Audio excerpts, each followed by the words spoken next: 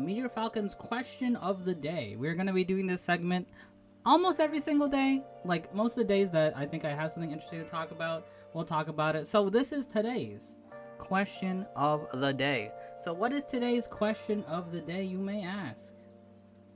What is it? It's a question I have asked many times.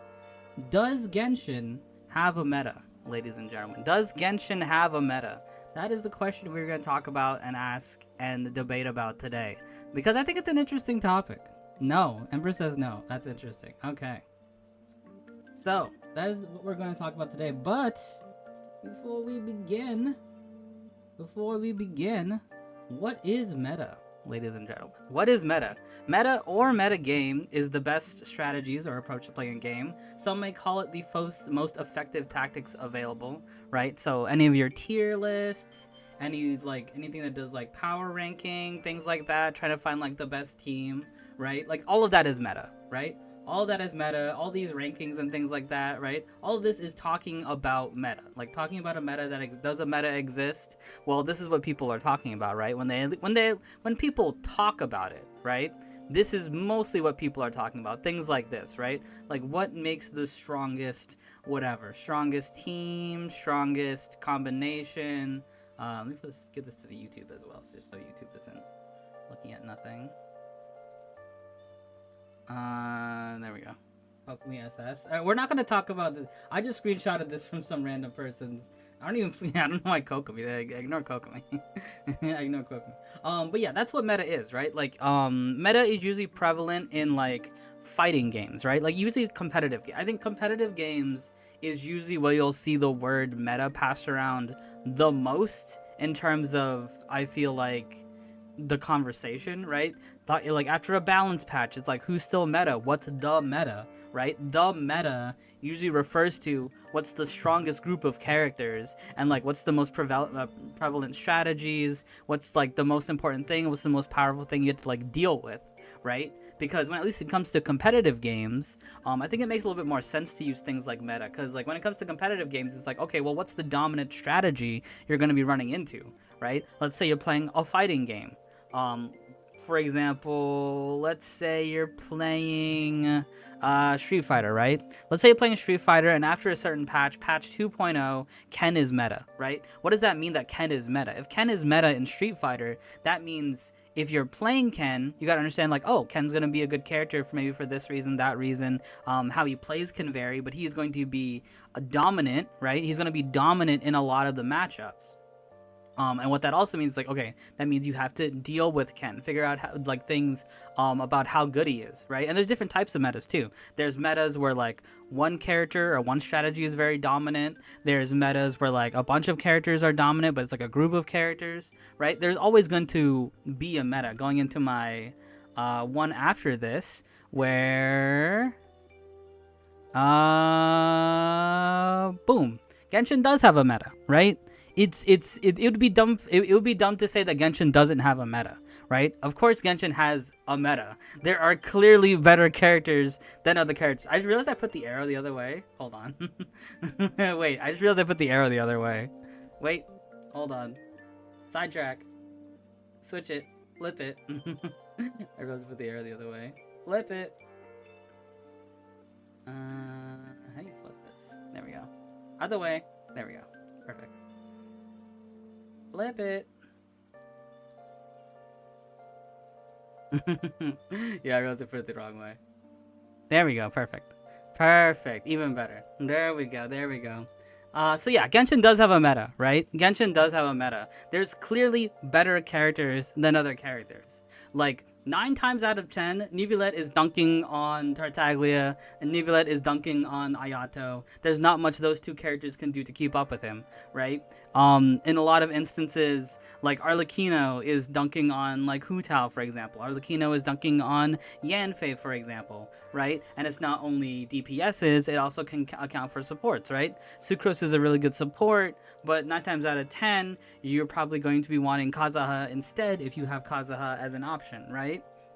Bennett is very prevalent in parties because there's not too many like attacking buffers, and you know, there's obviously going to be characters who are stronger than other characters. Like I think you'll be hard pressed to find a game where characters aren't necessarily better or worse than other characters, and it's just up to preference. There are definitely games like that, and definitely games where characters are similar in strength and similar in power. I think a really good example of a game I played recently is Final Fantasy 14. Like 14 still, I'm sure, has a meta and definitely still has power rankings that I've been looking up, but it seems that the consensus is that these power gaps are a lot similar, right? They're a lot closer and things like that.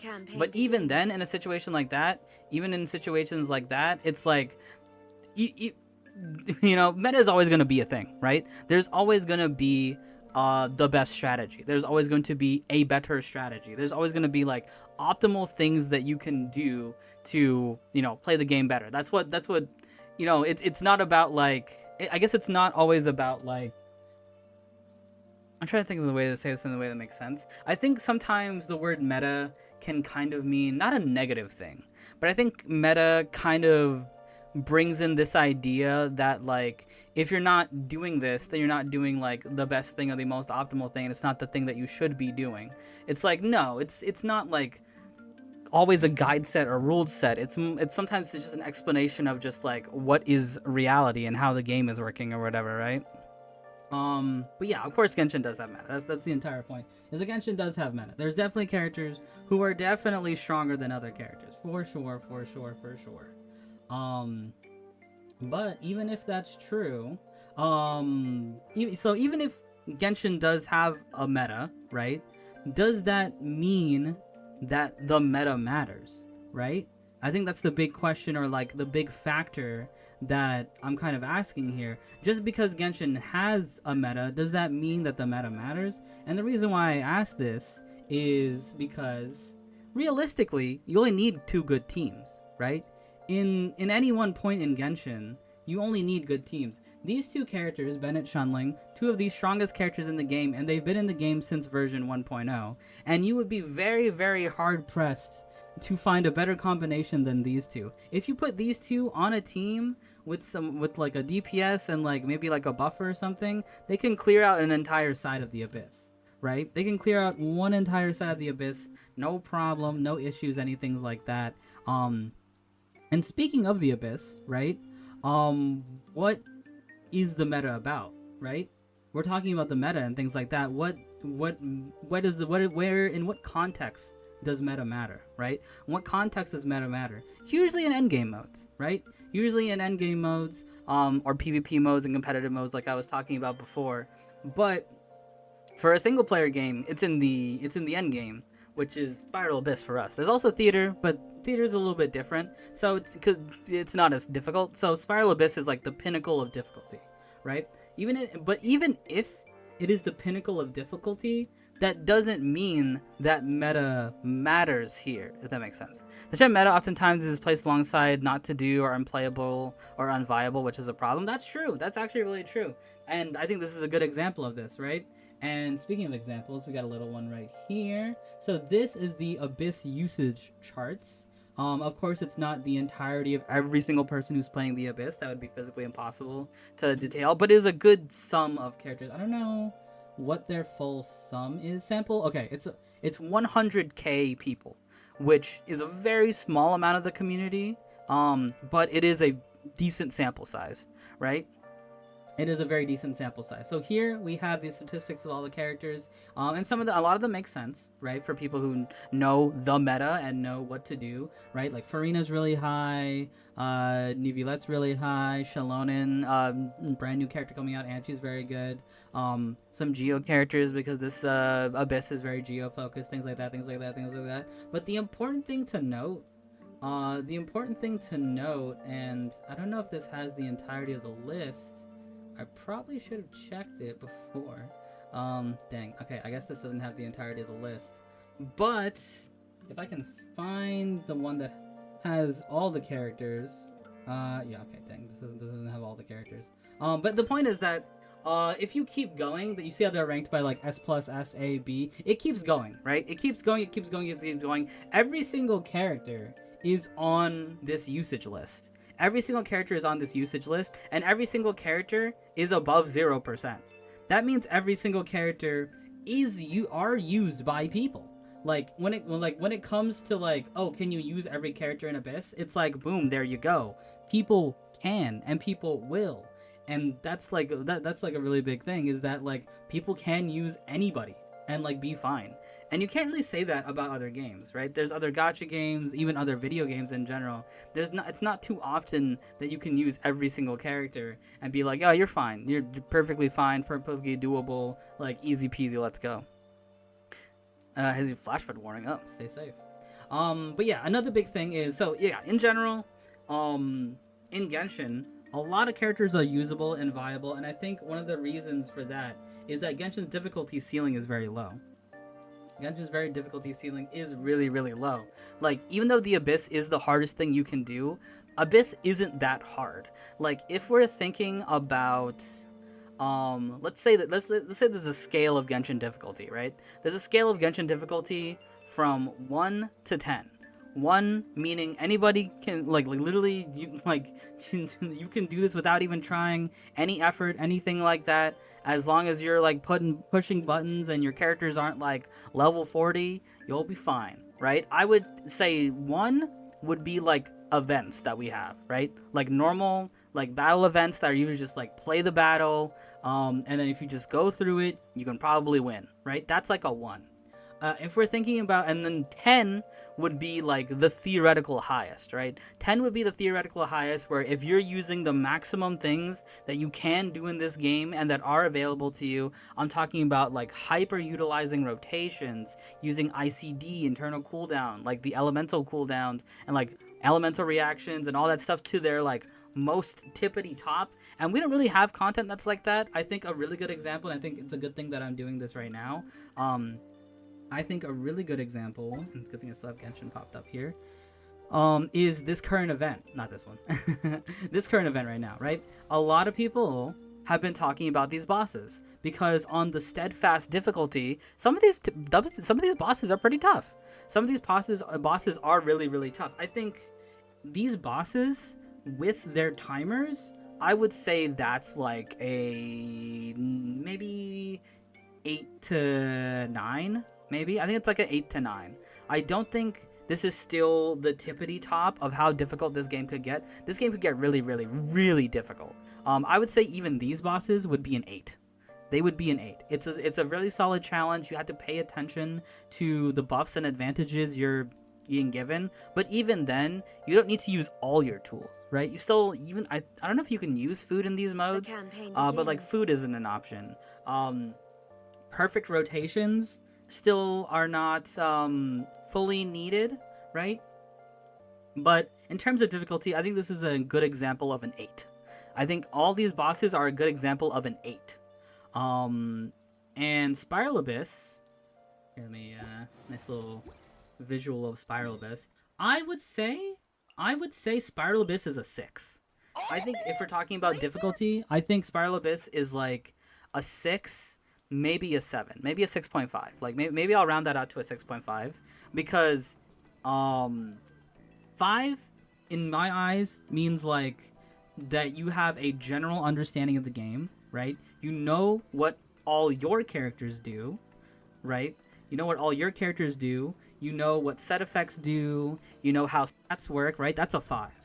And then Abyss is like testing that knowledge and going a little bit higher. But even though I say that, even then, that's not necessarily true for the entirety of Abyss, right? Because if you think about it, that stuff really only applies to a very small segment, right? That stuff still applies to a very, very, very small segment.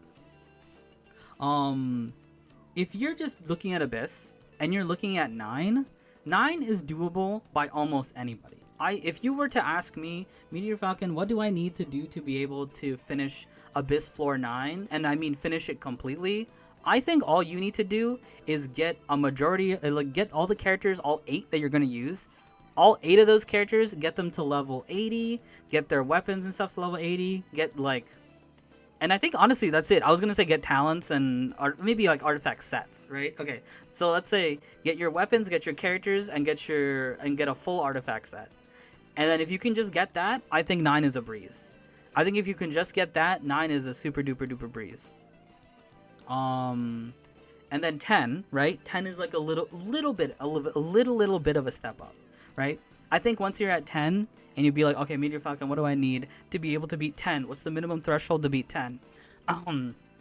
Get your characters and weapons to like level 80, get your artifact sets, get your talents up, and even then I think you can still do it fine. Maybe even lower depending on what characters you have are. But I think if you just have that, you're chilling with 10. I think you're chilling with 10. Now 11 is the first time, right? 11 is the first time where it's just like, okay, here we go.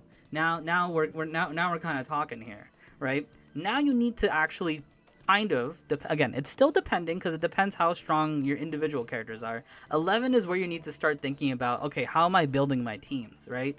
Are my teams interacting with each other? Are reactions happening? Usually reactions are the strongest things ever. Are my DPSs fulfilling their passives and things like that? But honestly, even then, it really is only 11.3 that's like you need to go to that level. 11.1 and 2, you can kind of do the same things you were doing for 9 and 10 and do it completely fine. 11.3, it's just a little bit push. It's just a little tiny push above that, where it's just like, get your levels up, get your weapons up, get your artifacts up, maybe some talents up, at least the key talents, right? Get your key talents up, and then like make at least a somewhat synergistic team. And when I say somewhat synergistic, there is so much synergy in this game. It is insane and ridiculous how much synergy there is in this game. Like, the only things you can't do in terms of synergy is like kind of having multiple DPSs on a team, because that doesn't really do too much. Like that part's kind of awkward. But even then, like, again, as long as your numbers are good and you know what you're doing, 11.3 is it's kind of a cakewalk. Now 12 is where it gets interesting, right? 12 is where you actually have to like put in a little bit of elbow grease, right? 12 is when you're just like, okay, I'm playing Mualani. I can't play Mualani Bloom anymore. Like, I played Mualani Bloom up until 11, and can I do it in 12? To be honest, though, the answer is probably maybe. Like, even though I say that, like, okay, now it's where you put a little bit elbow grease in. If you actually knew how to play Mualani Bloom well, you probably could play Mualani Bloom in floor 12 and be perfectly fine. But, even so, right? Even so, this is where you're kind of just like, okay, what are the usable teams, or like what are the good combinations of characters to do? You know, you actually start caring about this stuff. And this is like, meta definitely plays a factor, right? The question is there a meta in Genshin? And it's just like, well, there is technically a meta. There's definitely more viable teams and more viable strategies that you can do that can help you in, like, for example, this Spiral Abyss 12. Right? So it is playing a factor, but it's not super important, I guess. Even though it exists, I don't think it is a huge factor, right? And again, even then, if you want to be really honest with yourself, if you want to be really honest with me, like, most of 12 isn't that bad either. Like, the only, like, I would say the only part where it gets, like, to that, like genuinely somewhat challenging thing, where I would consider this to be like a level 6.5 or maybe a 7, is just 12.3. Well, not 12.3, in 12 getting every single star, right? Getting every single star, I think, is where it gets to that whole, like, okay, we're actually working here. We're actually trying to do the things that we need to do. We're actually leveling and working on our numbers, working on our artifacts, trying to get some good criticals and things like that, right? Like, you can get 3 stars in 12 just kind of doing the same thing you were doing in 11, 10, and 9, to be honest with you. You can kind of play whatever you want and whatever playstyle that you want to, and you can still, like, scrounge by 3 stars. Like, honestly, like, if some things are underleveled or like some characters are underdeveloped, you're probably not going to be able to do it. But if you're at least filling out your numbers for your characters, you can do like 3 stars here. And, you know, going to the maximum amount is going to take, again, a little bit more elbow grease, but, you know, that's the only thing, right? And that's kind of my next point here. And I showed it off in the thingy. If you guys saw it, turn off Genshin. Okay, so the main reward is barely 1 pull every month. So, went too forward. So what do I mean by that? Right? I just explained how most of the Abyss is doable by just not putting in too much effort. If you just focus on like building the characters, like don't need to worry about like the artifact gotcha too much. You can just get set effects and things like that. Low effort, you're getting 1/4 of the prize, right? 1/4 of the prize, 200 primo, right? Minimum almost zero effort, just leveling stuff, you get 200. Leveling a little bit more, maybe you get some team synergy, maybe you get some decent artifact set, maybe your critical rate is above 30%, things like that. You can do 10 completely perfectly. Another 200, right? 11, going a little bit step above, right? Maybe you have some team synergy now. Maybe you have some pretty good artifacts. Maybe your critical rate's starting to get to like 50% critical rate, things like that, right? Maybe you're up to this level. Maybe you're up to this level, right? That's another 200. Now this is where things get difficult, right? But remember what I said earlier, 3 is really easy, just doing the same things you were doing in 11. So if you full clear 11, that means you can 3-star 12. Means you're getting the 50 from here anyway. So what does that mean? If you can clear completely up to 11, that means all you're missing is 150 primo, right? And even then, 6 is kind of easy to do. So we can even take 6 out of the equation as well. If you can do 11, if you push a little bit harder, stats-wise or like rotation-wise or things like that, you can do full of 6. So all you're missing is 100, right? So in a way of speaking, the only thing the meta is giving you is 100 primo every month. And that's kind of my big main point here, is that what are you fighting for, right? When people are talking about meta this, meta that, or like talking about, oh, is this character viable? Or, oh, this character got power craps. Or, oh, this character, they're washed up. They're not usable anymore. Bro, you're still using Ayato? Why using Ayato when Nivulette's around? Why are you using Ayaka when you can't freeze anything? What else is there? Any cryo character. You can just put any cryo character in there. Why are you using Hu Tao when Arlecchino's a thing, right? Why are you using your 4-star DPSs? Why are we using Razor? Why are we using Yanfei? Why are you using Sethos, Fremine, things like that, right? What is the point of that? What is the point of any of that? Of saying things like that and like... pushing people, essentially my problem with it is like pushing people down for not following the meta, right? What is the point of that when all you're getting is 1 pull every month? That's all you're getting. Like 1 pull, maybe 150 primo. If you're following the meta or like taking it into consideration or worrying about it, that's what you're rewarded with, right? That is all you are rewarded with in this game, is barely 1 pull every single month. So that is it worth it? Is it worth that, really? Like, is it worth it to worry about the meta or worry about this or worry that your characters unviable anymore or whatever, power crap, whatever garbage people won't want to spew anymore? Oh my gosh, Mulani is hitting these insane numbers, you gotta pull her, right? Clickbait, things like that. Like, does any of that matter when your entire reward is just 1 pull every month? That is the main question, right? My philosophy was you're basically good if you build 2 of every element. That's valid, right? That's valid. I think that goes back to my previous point, is that you just need 2 good teams. Oh wait, sorry, YouTube isn't seeing that one. That goes back to my previous point of you just need 2 good teams, right? Even if you don't have every single element, right? Even if you don't have every single element. Let's say for this Abyss, right? Let's say for this Abyss you were struggling. Because this Abyss, I wouldn't say it requires a Geo DPS, but it encourages, right, a Geo DPS. You got the Golem here. You got the Gravity Machine. Just those 2 mostly.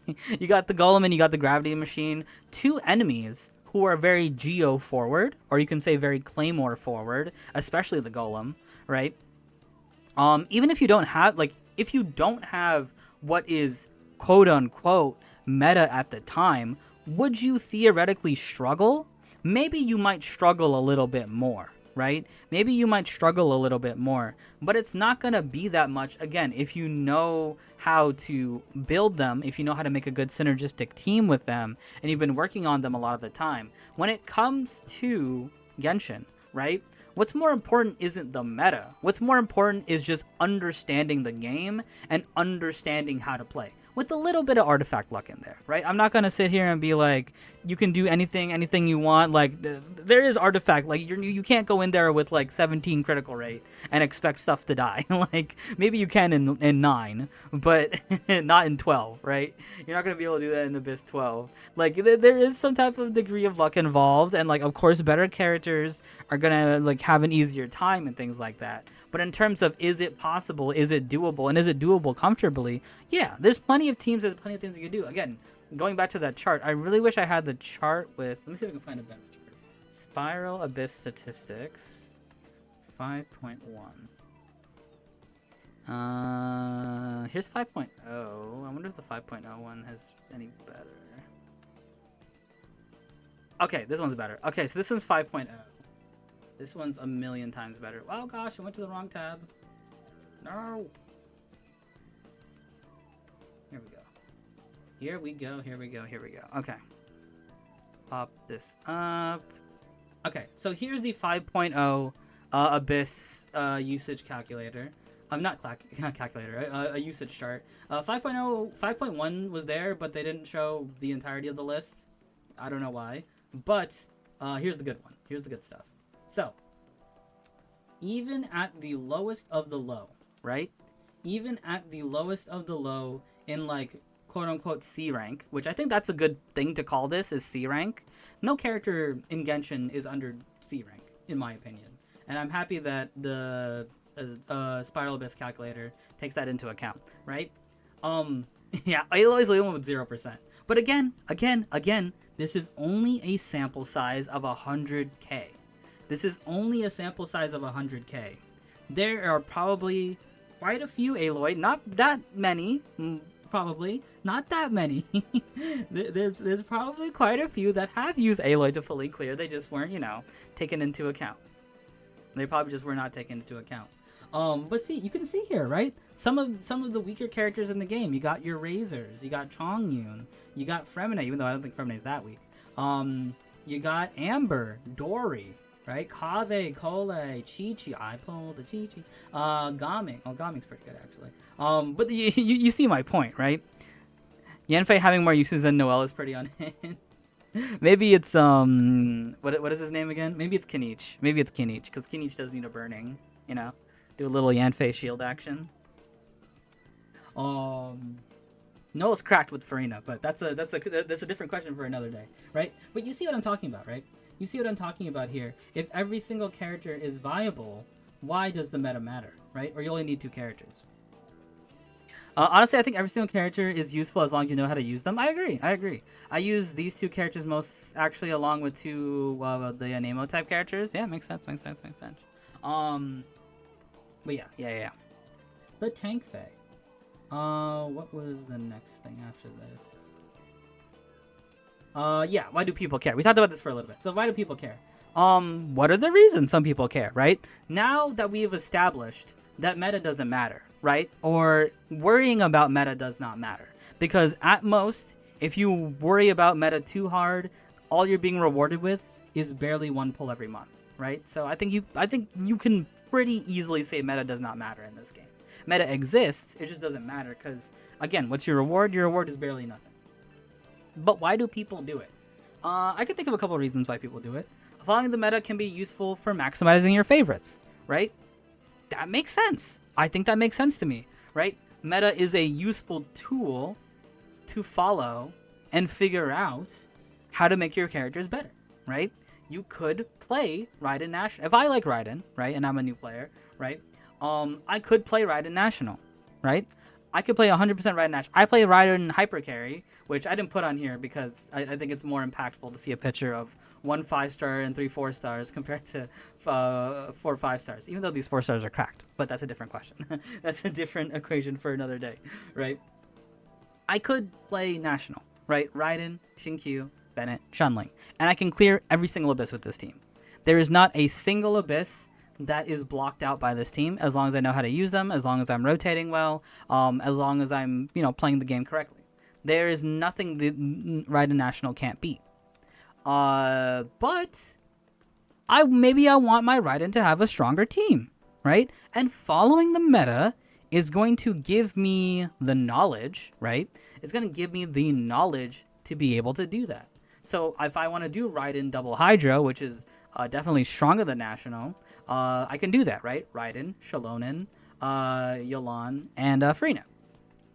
Both of these are completely viable teams. The double Hydro team is a little bit stronger, but if I want to do that, if I want to follow the meta in order to make my character stronger, then yeah, go for it, right? It can be a very, very useful tool, and I think that's kind of the main crux of what I'm trying to say, is that the meta in Genshin can be a useful tool in order to guide you, in order to help you, but it is not, and it never will be, the be-all, end-all.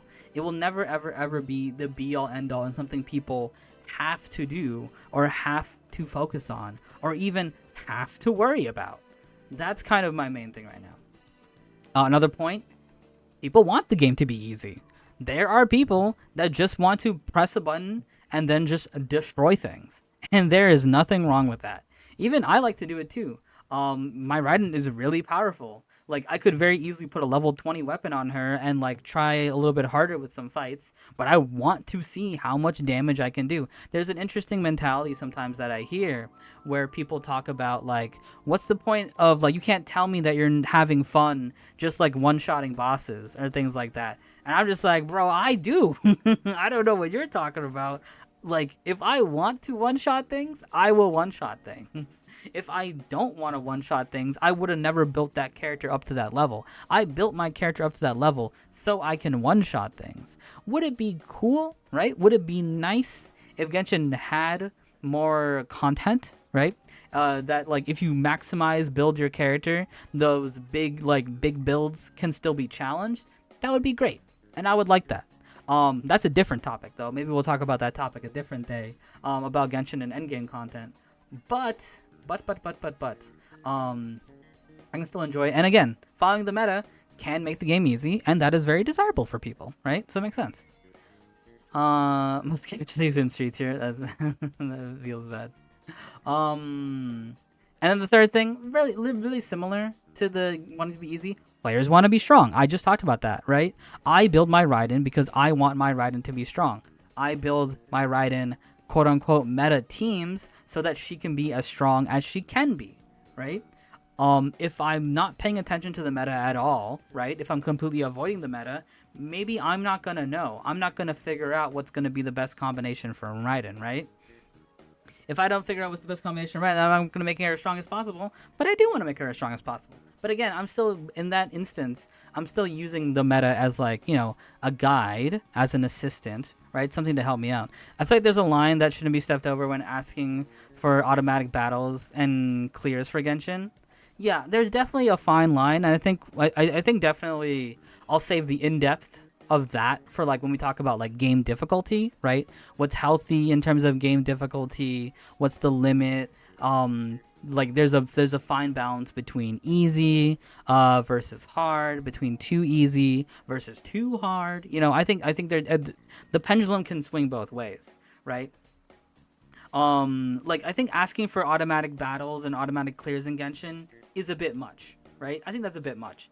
If you're talking about grinding content, like domains, maybe you could do auto battle for domains. I'm not really against that. You know, I'm not necessarily against that, right? But just for, like, normal combat scenarios, just play it out, right? You know what I mean? Just play it out. And at the opposite spectrum, right?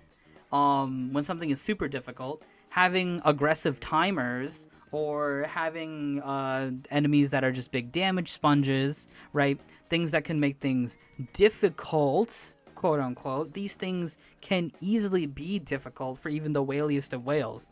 If you make something have a high enough HP number, it doesn't matter how whale you are at this game. If they make the HP number high enough with a strict enough timer, you are gonna be struggling, right? But is that good difficulty?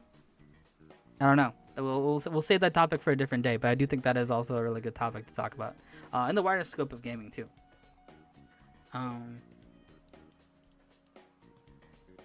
Okay. Let's keep it going. I think we still have 2 more here.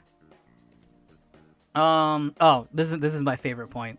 So the meta can also make people dumb.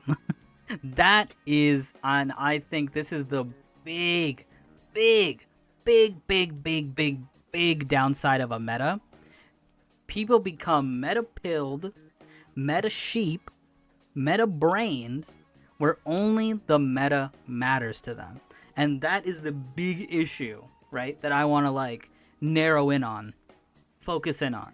I'm sure people have had plenty of conversations with strangers on the internet or maybe friends or whatever, what have you, that they're just like, oh, are you going for this character? Are you going for... let's talk about Shalonen, for example. I think Shalonen is a great example. Shalonen, one of the stronger, arguably strongest supports right now, you know?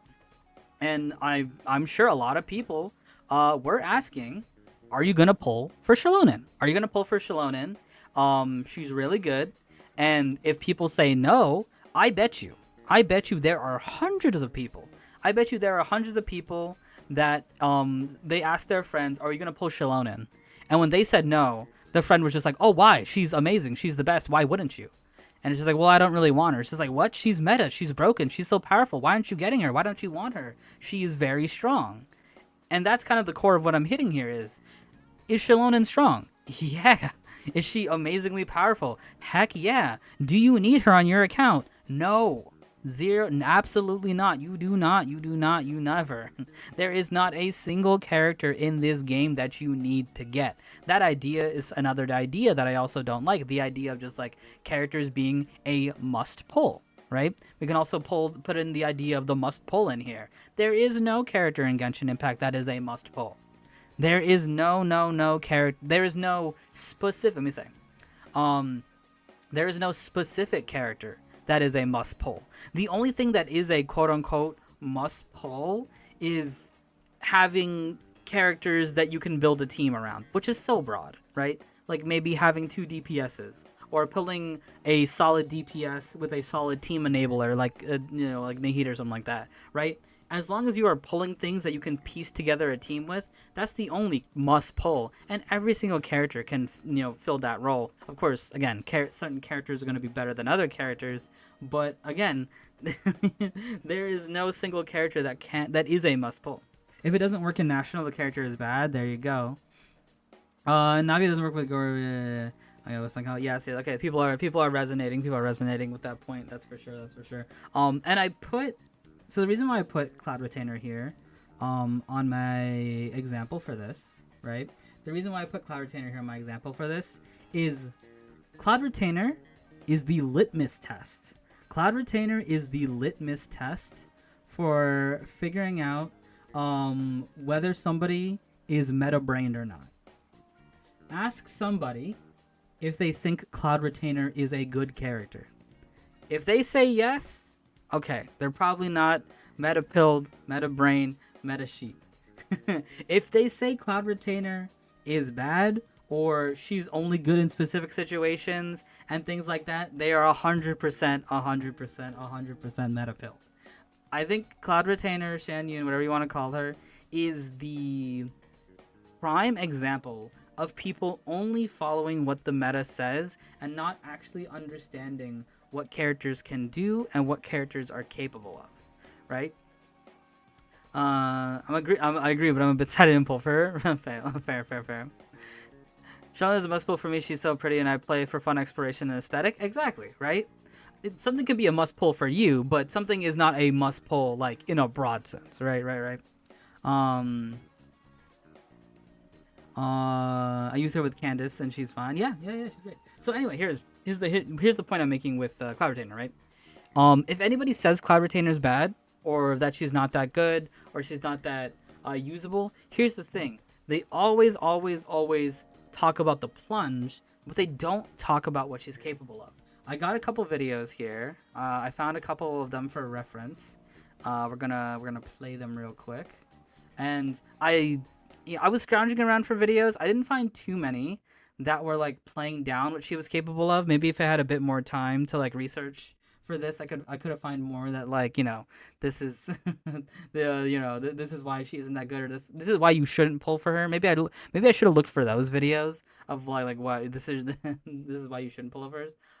But we have some here This is 2 tier list videos. This is by ASP GH. Let me pull up their channel here, just so I'm not stealing content. There you go. NSPGH. There you go. So we're gonna listen to a little bit of an excerpt from their little tier list video here. If you like a character, build them on a solid team. You'll see them shine. I take you on. Wait, never mind. I went to the wrong point in this video. Whatever. Let's watch this one. Okay, there we go. I think this one. Yeah, this one's better. Okay, this is Vars 2. This is Vars 2 right here. There you go. The Vars 2 little tier list video that talk about Cloud Retainer. Top tier. Xinyun is an all-party-wide healer. She's a VV shredder. She has fantastic overworld exploration mobility, and her ultimate, in a similar fashion to Farina, has enabled a lot of characters to find a new playstyle to make them meta again, like Diluc, or was a significant buff to a lot of characters like Shao and Hu Tao. Initially, a lot of people consider her Can't hear the video, really? interchangeable with Jean, and kind of she is if you're... Let me boost it. I'll go back. Let me go back a little bit, and then I'll boost the audio. Boy. Boo. Here we go. Wide healer, she's a VV shredder. She has fantastic overworld exploration mobility, and her ultimate, in a similar fashion to Farina, has enabled a lot of characters to find a new playstyle to make them meta again, like Diluc, or was a significant buff to a lot of characters like Shao and Hu Tao. Initially, a lot of people consider her interchangeable with Jean, and kind of she is if you're looking in terms of Farina, but because Xinyun can do more than just be an enabler for Farina, I think that puts her in top tier. Okay. So, that description was really good, by the way. I really like that description. That's why I put it in here. Now let me compare that with we found another one. This is from Zeox. I think a lot of people know who this is. I think he's a pretty famous streamer. Here we go, Zeox here. I don't know if this is a channel just using his content or just a side channel, but the actual creator is Zeox here. If you want to look him up, here we go. This is him talking about Cloud Retainer. Yoon, I would definitely pull for again because she enables very fun teams. Of course, she makes Shao better, so that's a given. That's a given. But even without Shao, you can play like any pogo stick with like C6 Bennett or, you know, some other plunge characters, which I like, but especially Shao. Yeah, I mean, even with like Hu Tao C0, like, I'm gonna be honest, I would get Hu Tao C1 as a casual because I like it. But if I have Shan Yun on my account, you don't need Hu Tao C1. You're not really dash canceling anyways. So it's like, I would rather get this character than get a C1. You could play, yeah, Navia plunge. You could play even like Sheila. Okay. So we got the long and short of that. We got the long and short of that. So the point that I'm making, the reason why I shared those clips is both of them, I think Vars 2 was a little bit better with the description, because in the beginning of the description, if you guys noticed, they talked about a lot of people consider her what she can interchangeable do with Jean, and kind of she is if you're like a little bit earlier. overworld exploration mobility, and her ultimate in a top tier. Xinyun is an all-party-wide healer. She's a VV shredder. She has fantastic overworld exploration mobility. There we go. So, a healer, VV shredder, right? These are the things that she is capable of, and that's what makes her really good. Of course, she does have plunge buffing, right? But that isn't all she's capable of. And that's why I showed those two clips, because they're two very similar opinions, right? But what Vars 2 highlighted a bit more, that I liked a bit more, is that he focused on the fact that being a party-wide healer, right, is a good factor. Being a VV shredder is a good factor. You can play Cloud Retainer as just that. You can, and neither of them, unfortunately, and it's kind of funny that neither of them mentioned it, but it's a good thing to point out. Neither of them mentioned the fact that she can also use Dragon Slayer. Which is a little bit unfortunate. I think it would have been cool if either of them mentioned it, but you know, again, it's not a big deal. But again, what is my point in saying that? My point in saying that is that sometimes people just take what a character, like, what the character does in their most important team, and that's like, oh, that's what this character is, right? Which is fair to a degree with Cloud Retainer, because Cloud Retainer's big thing is that she enables plunges. So of course, people are going to focus on the fact that she's going to enable plunges. But just because she can enable plunges, that doesn't mean that's the only reason why she's good. She can also swirl Viridescent, which is amazing. She'd be a team-wide healer, which is very powerful, especially if you pair that up with Farina. And she can also use Dragon Slayer. Dragon Slayer is a great weapon that says when you switch off the character who's using Dragon Slayer, the character that you switch to gets a very big attack bonus. I think the highest bonus is like 40 plus, right? Correct me if I'm wrong. I think the highest bonus is 40 plus. It is a very large buff. There's a very significant buff. You do not ever need to use Cloud Retainer for her plunging at all. You can just use her for those capabilities, right? And she is amazing for that. She is absolutely amazing for that. And again, depending on how meta-pilled, meta-brained people are, they're gonna be like, oh, Cloud Retainer's not that good. What is it? She only makes Xiao like really strong, so she's not that good. Or she only makes Diluc usable and things like that, right? Like people who are meta-brained and meta-pilled so hard will downplay what Cloud Retainer is capable of because all they know is meta. All they say is meta. All they think is meta, right? That's kind of what we're talking about here. Does Veridescent proc off field? It does not proc off field. You have to proc it before you switch. Yeah, a little fun fact about that. But yeah, there you go. If you want to figure out if somebody's meta-pilled or not, ask them how good Cloud Retainer is. Ask them how good Cloud Retainer is. But yeah, in conclusion, right? Play what you want. Play what you want. Understand what's most important about the game is not the meta. What's most important is, well, number one is just having fun. Genshin is a very easy game. Genshin is a game that is a lot more focused on your playing experience than it is, well, not even playing experience. Genshin is more focused on you liking their characters and you pulling for their characters, right? If we want to go to like a business example, Genshin cares more about you enjoying the world and the game that they created.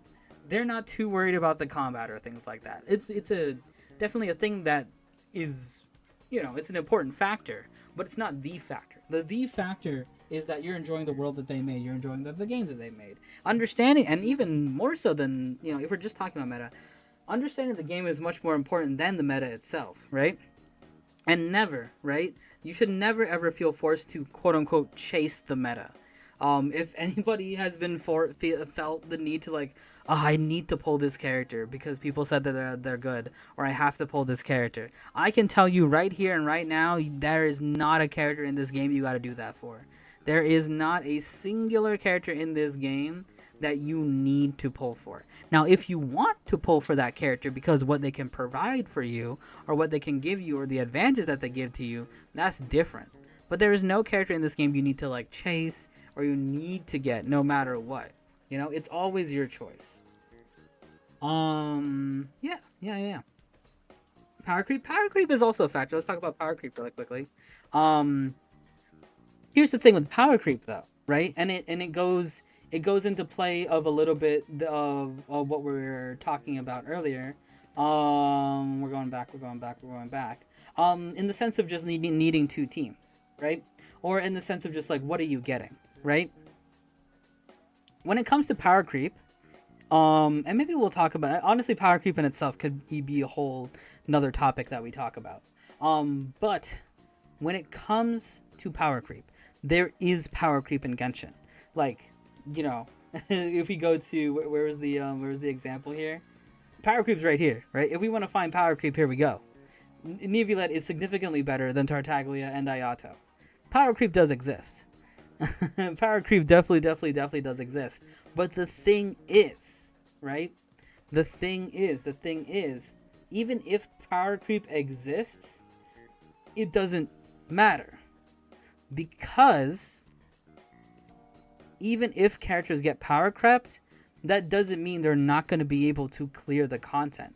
Almost everybody can clear the content. Again, we proved that statistically with the usage charts.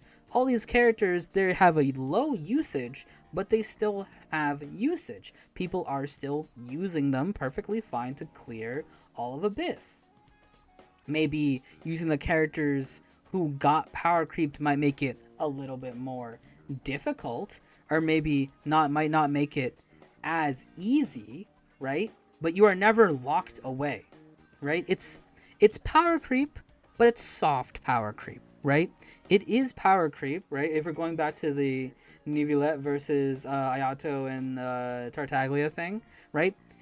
It is power creep, but it's power creep that doesn't ultimately matter. because again, the ceiling of the game is so low. The hardest thing, Abyss 12 full clear, is not Omega difficult. It takes understanding and it takes some good team comps, but it doesn't take meta team comps, right? I think that's a big point too. Is like it takes good. There's a difference between making a good team and making a meta team. A good team can do everything. A meta team can also do everything and probably faster. But that does not mean that you need a meta team, even if power creep is involved, right? Even if power creep is involved. Kachina is OP. You're guaranteed to win any dance off. True. Aloy is a must pull. True. Yeah, I'm trying to pull her. Power creep is basically if the last character, then no one spends on a new one, so every new character must be stronger. Yeah, that's an interesting thing. That's why I think that's why I want to have a conversation about power creep one day. Well, maybe we'll talk about it soon. I think that's a really fun topic to talk about, the idea of like power creep and like how does it work, the importance of it. Is it good, right? I think that's a genuinely good question. Is power creep a good thing, right? You can tackle that from a business perspective and say like, oh, if power creep doesn't exist, why would people want to pull a new character, right? If a new character is stronger, if a new character released isn't stronger, why would people pull for them? It's a legitimately good question. The problem is the crazy rolls. If your character is support, then they can't do as much. Kazuha main, I have 8 talents with 3 supports, 240k. My Mulanni does and has an older. Well, actually, I hard disagree. I actually very much hard disagree with that. I think a meta support has a lot more value than a meta DPS. I think meta DPSs, of course, are very, very strong and they'll definitely carry you, but a meta support character can enable a lot more parties, right? The thing with the DPS, right? If you have like a meta DPS or whatever, and you're looking for supports for that team, if you have but even then, like even with that like meta support, even though they're doing like all this damage or whatever, and like making things as easy as possible, call it at the end of the day, right? All that matters is that all the damage is happening, right? All because he's an older unit. It's crazy that you're calling Kazuha an older unit, even though Kazuha is easily top 5 characters in this game. The thing is, even if like let's say here we go, Kazuha versus Mualani, right? Kazuha versus Mualani. Mualani does more damage than Kazuha, of course, right? I would say Kazuha's the better character. That's the thing. Kazuha is the better character. He just has a different job. Just because he has a different job, does that make him a worse character? No, because guess what? He's enabling all these other characters to do more damage. Kazuha enables every single element that's reactable with an ammo. Every single one of those characters, he is making them do more damage. So that would make him better. Yeah, he's more of a driver. Like if you're trying to force Kazuha into a DPS role, of course he's not going to be as good because that's not his job, right? I know he's a damage support, but I meant that like damage wise. I understand what you're saying, but like what you're saying in reverse also works. If you use Mualani as a vaporize support, that's not going to work. If you use Mualani as a vaporize enabler or a vaporize support, then yeah, she's definitely not good. She definitely doesn't come close, right? Different roles just have different jobs, right? You can't compare somebody who only does DPS to somebody who's enabling different teams, right? I think when you're looking at characters on an individual basis, you got to compare them with what are they doing, like what are they providing, what is the job, what is the task that they are giving. If you're just looking at damage, then like what? Shalonen is not a good character, right? If you're looking just at damage, Shalonen is not a good character at all, because that's not her job, right? Her job is to enable other characters to do more damage, and she does that some of the best out of any of the characters in the game. Random side tangent. I just learned Rappa has the Subway Surfers thing in Sario. That's fun, so funny. My main party for dealing damage is Ganyu, Noelle, Dia, and Jean. It's so weird, so I've been told. I like the aesthetic of all these ladies, so I leveled them up. Yeah, like that is a strange team. Like, I'm not gonna sit here and be like, oh yeah, that's a normal team. Like, that's a strange team. Like Ganyu, Noelle, Dia, and Jean. Like, if somebody was recommending to me and they asked me, right? They asked me, say, Meteor Falcon, I want to make a team with Ganyu and here are my characters. I would tell them, okay. So I would say you would use Ganyu and a Nemo character and what is it, Bennett maybe, and then like somebody that can give like a pyro aura, right? Like maybe Shunling or something like that, just so Ganyu can hit those melts, right? So maybe Dia can work, like Bennett, Dia, Ganyu, an Amo character. That's what I would recommend, right? Because that would make the best Ganyu team. But just because there is a best team, that doesn't mean you have to make the best team, right? Because even if you're not making the best team, what are you not getting, right? It's just a couple primo from Abyss. That's it. So even if you make a team of just like Ganyu, Noelle, Dia, Jean, or something else, like let's say you make a team of like Fremine, like Sethos, Gole, and like I don't know, like Fischl, right? If you make a team like that, like a really awkward, strange team, it's fine. You like maybe you're not gonna be able to fully beat some things unless you're really good with those characters and those characters are built really well. And even then, right? If those characters are built really well and you really know what you're doing, you might be able to fully clear. Like that's the thing, and that's kind of what I'm talking about. Is like you might be able to do it. Excuse me. The point of the effort is to put in the damage. It's definitely possible with enough, though you just misunderstood. No, I'm not misunderstanding. I think you're misunderstanding. You're putting these characters into a box unfairly. Any character can hit 1 million without effort, but pick up a new character, they can do that with way less effort. Right. But my point is that doesn't matter. It doesn't matter that a character can do like reach higher heights with less effort because Genshin is easy, right? What is your reward for doing that, right? So you're saying, oh, a character can hit higher damage with less effort. Like let's compare like Mualani to like Tartaglia, Hydro to Hydro, right? Maybe you're going to be doing more damage with Mualani, but what is your reward, right? What is your reward for getting that? Barely one pull every single month if you can't fully clear Abyss, or maybe nothing at all because they can both clear perfectly fine. Maybe time, like maybe there's a little bit of a time difference. Okay, I think that's maybe like a fair thing, but ultimately that's not a big deal. Is kind of the entire point that I'm making here is that like even if some characters do have inherent advantages and are inherently better or worse, it doesn't matter because the downside is a small downside. We were talking about power creep. Yeah. If you're playing a character that got power crept, there's not that much of a difference between a character that got power crept versus a character that's power creeping them. The character that got power crept can still do everything that the better character can do. Maybe they're a little bit slower, but they can still do everything. What is your reward, right? I understand that, but I meant power creep though. Yeah, what does that change? What does that matter? What does that change? If a character gets power crept, what does that change? Nothing. It changes nothing about that character. The new character is better, sure, but that doesn't magically make the other character bad. That doesn't magically make the other character bad. It just means the newer character is better. Maybe you save a little bit more time playing the new character, things like that, but that's not that much of an advantage. What about Diluc? What about Diluc?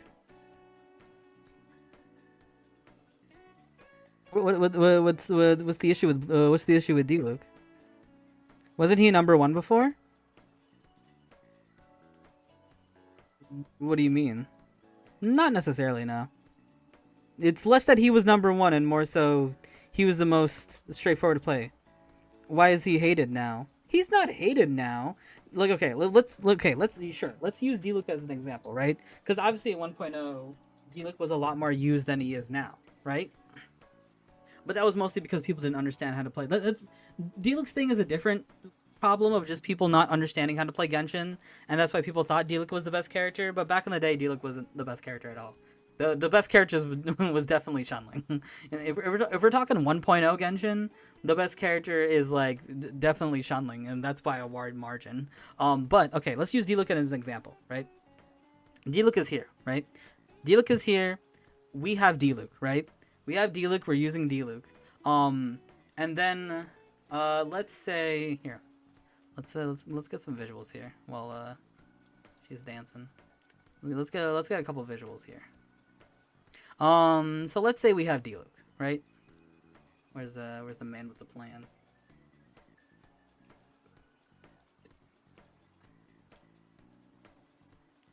Oop.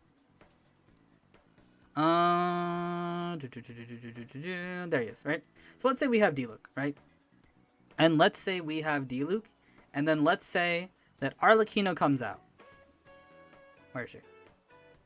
And Arlecchino comes out, right?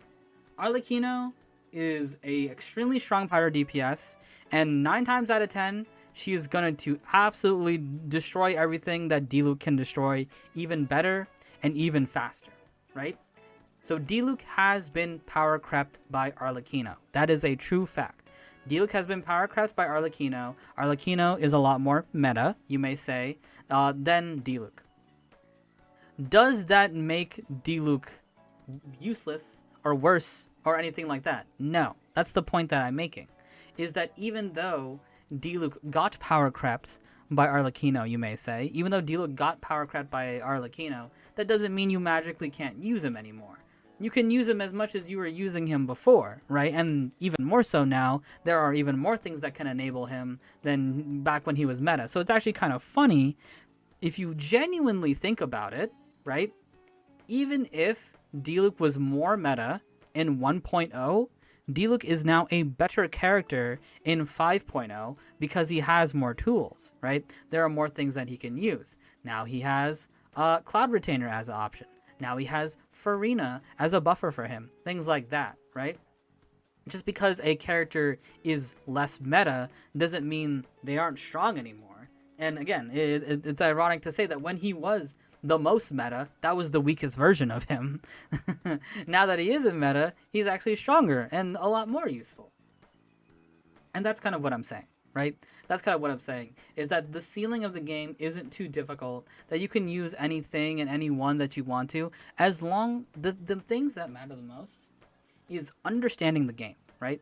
Understanding how to make teams, understanding how buffs work, understanding how elemental reactions work, right? Maybe understanding the bosses or the enemies that you're fighting or the rotations that you need to use. That's gonna be more important than chasing meta. Because all chasing meta, right? Let's go back to the little thing here, right? All chasing meta is gonna get you is less than a pull, right? It's just gonna get you 100 primo every single month, which is less than 1 pull. That's all chasing meta is gonna give you. Versus, right, just a decent understanding of the game, trying to make workable teams, composition, right, and trying to understand good team compositions, trying to understand buffs and things like that. That's gonna get you a lot more primo every single month, and it's not gonna let you worry about like what the meta is or what to follow or what to worry about, things like that. All right. Fruitful Hook should work for him, at least the crit stick, resonance too. Yeah. Meta. Need to log in. True. Don't have the weapon for him though. True. Let us. So I got more. We got a little bit more stuff here. We're not done yet.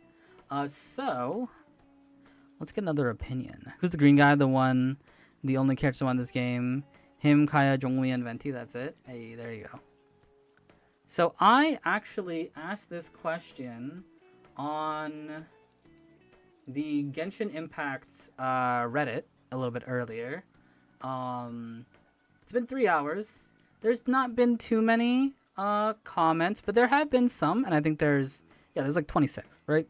And there's enough that we can talk about it, right? Get some different perspectives. I will say it would be interesting if we got a perspective from somebody that actually did care about the meta and did care about like, oh, the meta is important and you need to follow it, because I do think those are definitely in the lesser, but they are very loud, right? They are very loud. What if they heighten the skill ceiling? If they heighten the skill ceiling, I think meta would matter more, right? That's for sure. But I do think as a business, they're never going to do that. That wouldn't be smart for them. Okay, here we go. I'm not going to read the whole thing, just because it's a lot of words. Can I scroll this to the right a little bit more? Just so you guys can say the whole thing.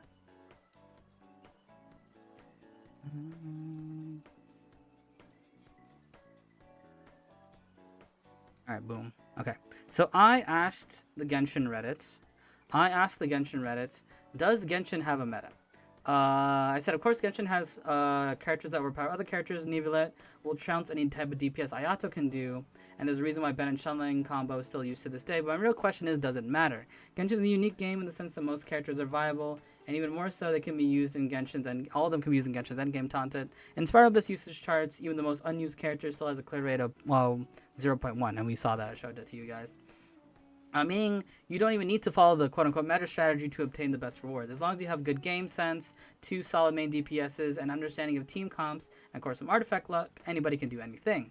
This is doubly so because the challenge ceiling of the game is very low. The main end game in terms of high challenge is Abyss, and most of Abyss doesn't require too much challenge. 9 and 10 can both be cleared easily by just having equips and levels high enough, and 11 is mostly a cakewalk as long as you have some semblance of team synergy. Hardest thing to clear is Abyss 12, and even then it's just full stars, which gives a real push. 1 to 6 stars is the breeze for people that know how to follow guides or how to build characters, and even then the reward for clearing the hardest challenge isn't that much higher than clearing the easier challenges. If somebody can only clear 30 to 33 stars, they're not missing too much, just 100 primo, which isn't even a singular pull. My main point is following the meta barely rewards you in Genshin compared to almost any other game. That's a big thing. I didn't say that yet today, but yeah, following the meta barely rewards you in Genshin compared to almost any other game. And then I said I'm curious about these people's thoughts about why do people care? What do people worry about? So is this character going to be meta and berating other players for playing off meta characters? If the reward for following the meta is less than 1 pull every month, where does this idea that the meta has value come from? You got downvoted? I think it was neutral. It's a neutral. Here we go.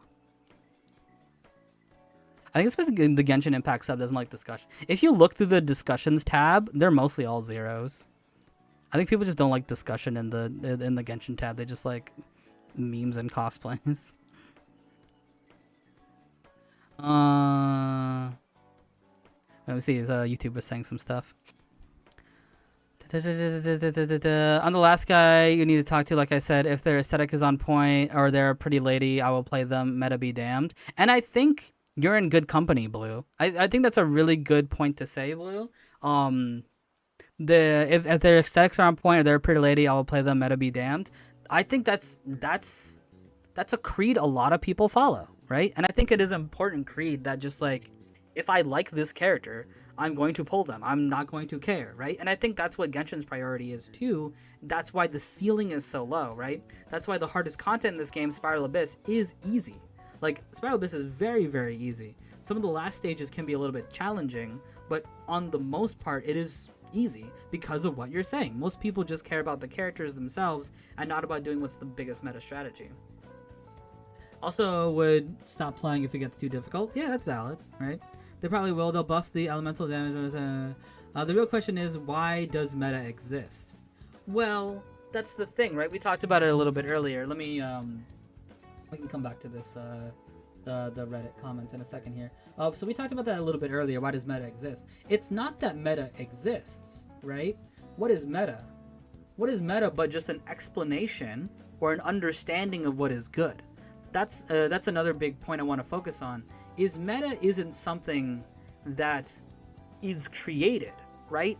It's just an explanation of what is the best strategy. That's all meta is. Meta, or the meta game, is just an understanding of what is the best strategy, the best characters, the best tactics to use, you know, when you approach a game. And this can work for any game. Every single game has a meta. Every single game under the sun has a meta. Every single game under the sun has a viable strategy you can use that is very useful, that is good. It's like how you should play this game, or how you can play this game to make the game easier or whatever. But that's the entire point, is that even though a meta exists, it doesn't matter in Genshin, because following the meta does not reward you that much. It does not reward you that much. You do get rewarded, but you're rewarded with maybe a little bit faster clears and less than 1 pull a month, right? So if following the meta doesn't yield too much reward or too much gain, why do we need to worry about it? Which is my point. I don't think we need to worry about it that much. I don't think we need to worry about it much at all, right? I think the most important thing is the thing Blue was talking about, is pulling for your favorites or going for your favorites or just worrying about what you want to do and how you want to play this game, because that's going to reward you more. What happens if I make DPS Chi-Chi? If you make DPS Chi-Chi, there you go. You made a DPS Chi-Chi. You can play her in plenty of the content. You can do most of the rewards, right? You can play DPS Chi-Chi in 9 and 10 as long as you have, as long as they're built, you are good, right? 9 and 10, which is half of the rewards, by the way. 9 and 10, which is half of the rewards, you can get with DPS Chi-Chi, right? You can just chill and do that. What if we were rewarded for using both the meta and achieving all that is achievable under the low skill ceiling? What if we were rewarded for using both the meta and achieving all that is achievable under the low skill ceiling? What do you mean by that? You are rewarded for using the meta, but the reward isn't very high. That's my point. You are rewarded for using the meta, but the reward for using the meta is not very high. So it doesn't matter that much. It exists, and it can be good to inform you, but trying to hard follow it isn't going to reward you with much. Compared to a competitive fighting game, or like many other gacha games. I think that's a good point too, and maybe something that I should have included, but I just don't know other gacha games. Is I don't have other gacha games for reference here. Maybe I should have included some or included one.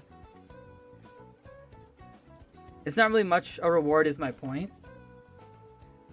What do you mean? Yeah, that goes against following the meta. You're rewarded more for not following the meta. I already read that. Why can't there be room for both? It's less that there isn't room for both, more so than following the meta inherently just has less value compared to not.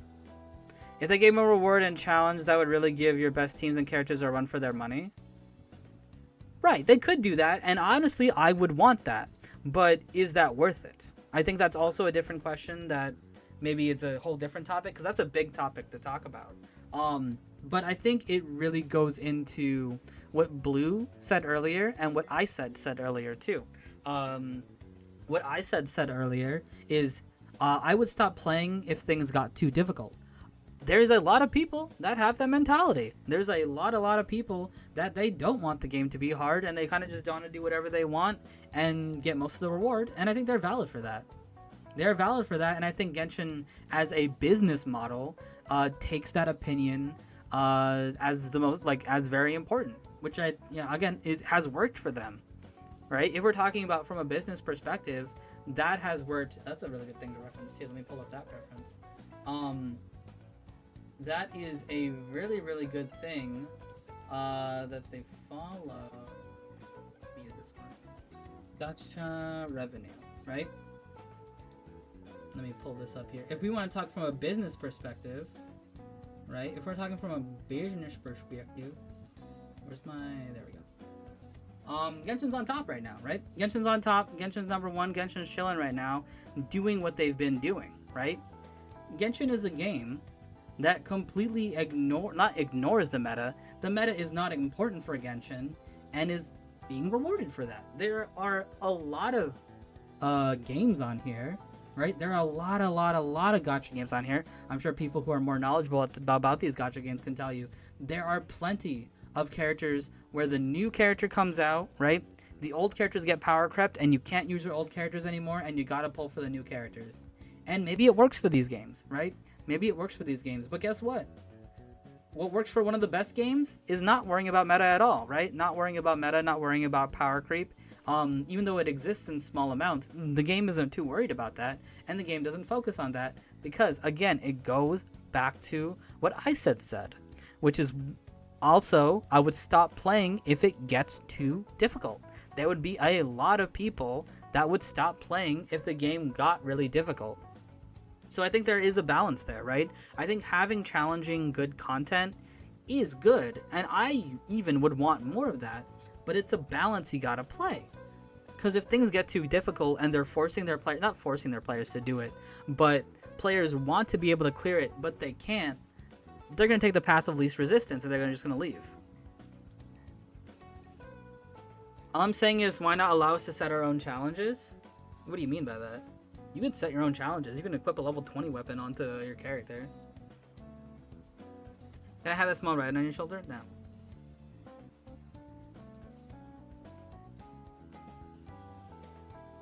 Allowing us to predetermine those rewards and having challenges, it doesn't have to be hard locked? How would they do that?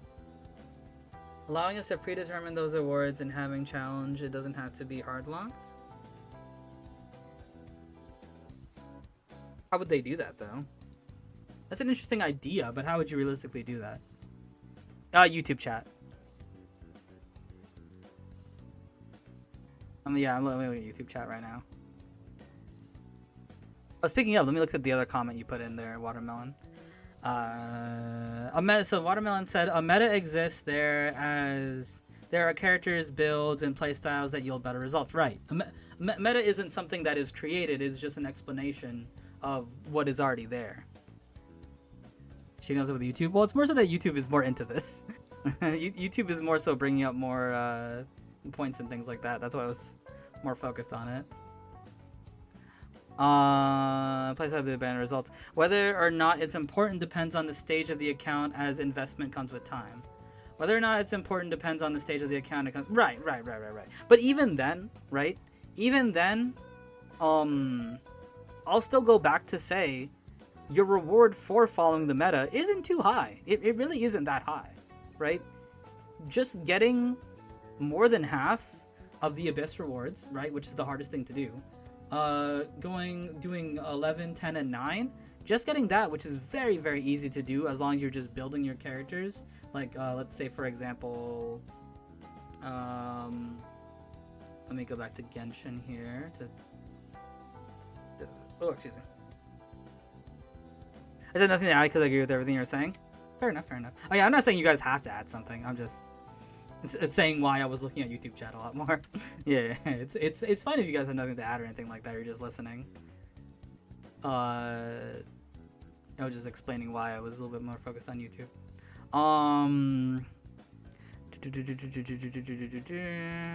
What was I looking for? Oh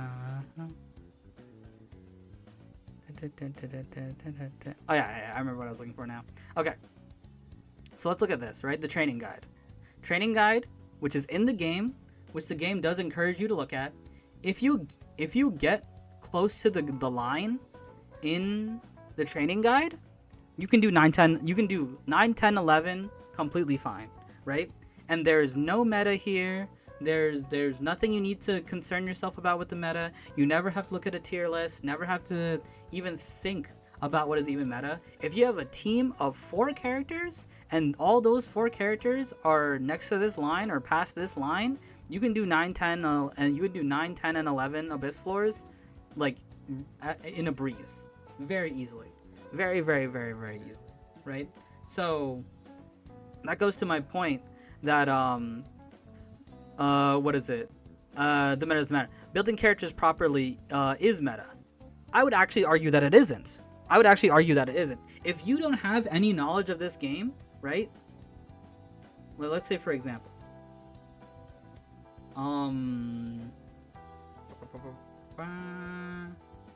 because I think that is a good point, right? But here we go. Let's use this as an example, right? If I don't know anything about the Genshin community, I don't know anything about meta teams or anything like that, and I'm just picking my favorite characters, right? And what party was this? Overload current. Okay, let me not mess with Overload. Let me look. Let me look at a team that I don't use that often. Dang it, I use all these teams. I don't want to mess with any of my teams. Shoot. Okay, I'm out. Okay, I don't know what this team is. So okay, we can mess with this one. Okay. So let's just say I want to play with my favorites. I don't know anything about the meta. I'm playing Toma. I'm playing Candace. I'm playing freaking Ayaka. I'm playing Noelle, right? Boom, boom, boom, boom, boom.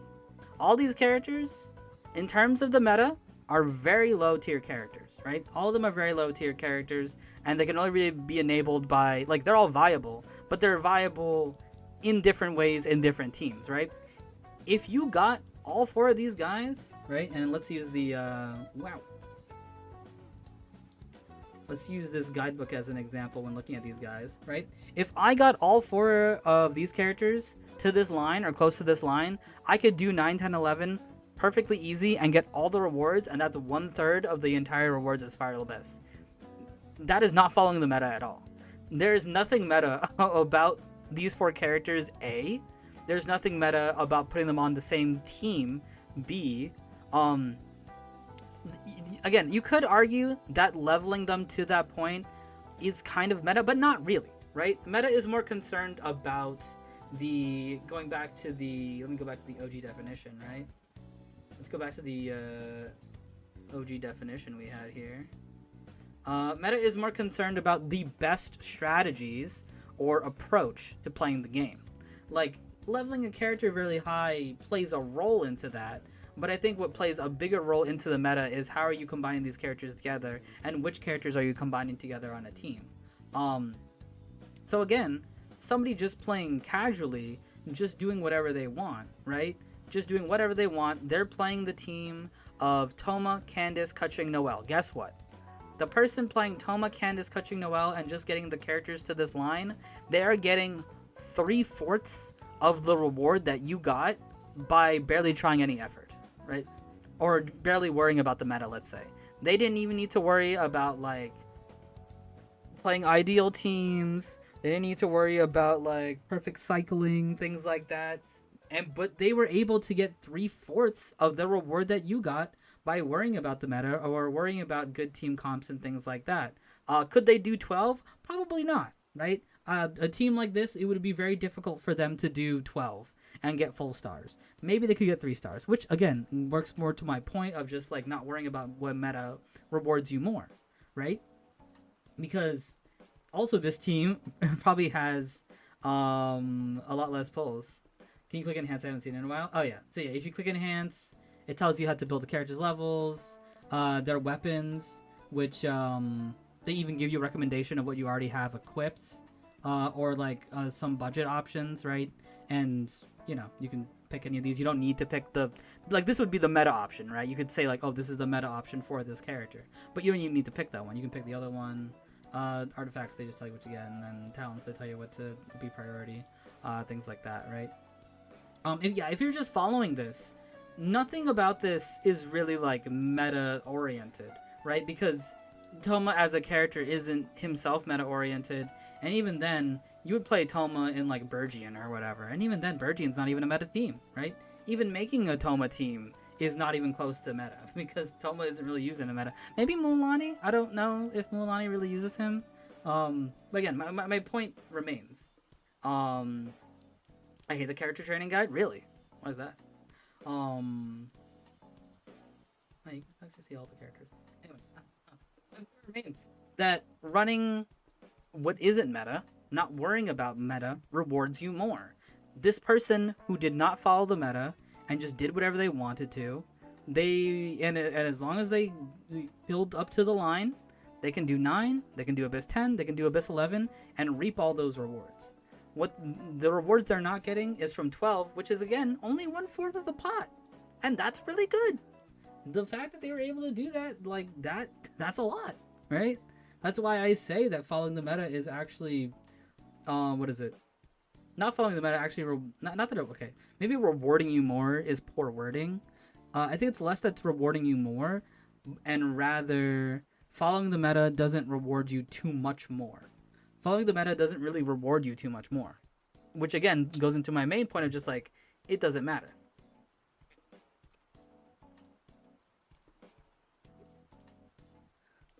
Excuse me.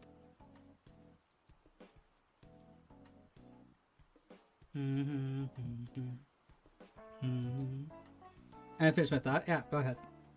Yeah, see whatever people put. As long as to predetermine those awards are the most efficient means of approaching the game. Like I said before, what if you support as DPS because you clear it? Yeah. People that build DPS Barbara. DPS Barbara is a thing. It'd be nice to implement the means of a challenge for those who want it, still adhering to the casual fans. I agree. I agree. And actually, I'm gonna go into that, Dalvin. I like this idea you have of like implement a means of a challenge for those who want it, without like, you know, losing that casual edge. And I think a really good example is something that we have in the game right now, right? I think this event is the best example of it. Right? These bosses at the final level of them are genuinely really, really hard.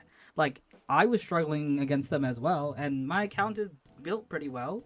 And I was still struggling, you know? And the thing is, the key here, right? The key here is that you keep the primo in the easier stages, right? Perilous and Quandary, right? Keep those in the easy stages because primo is all that matters, right?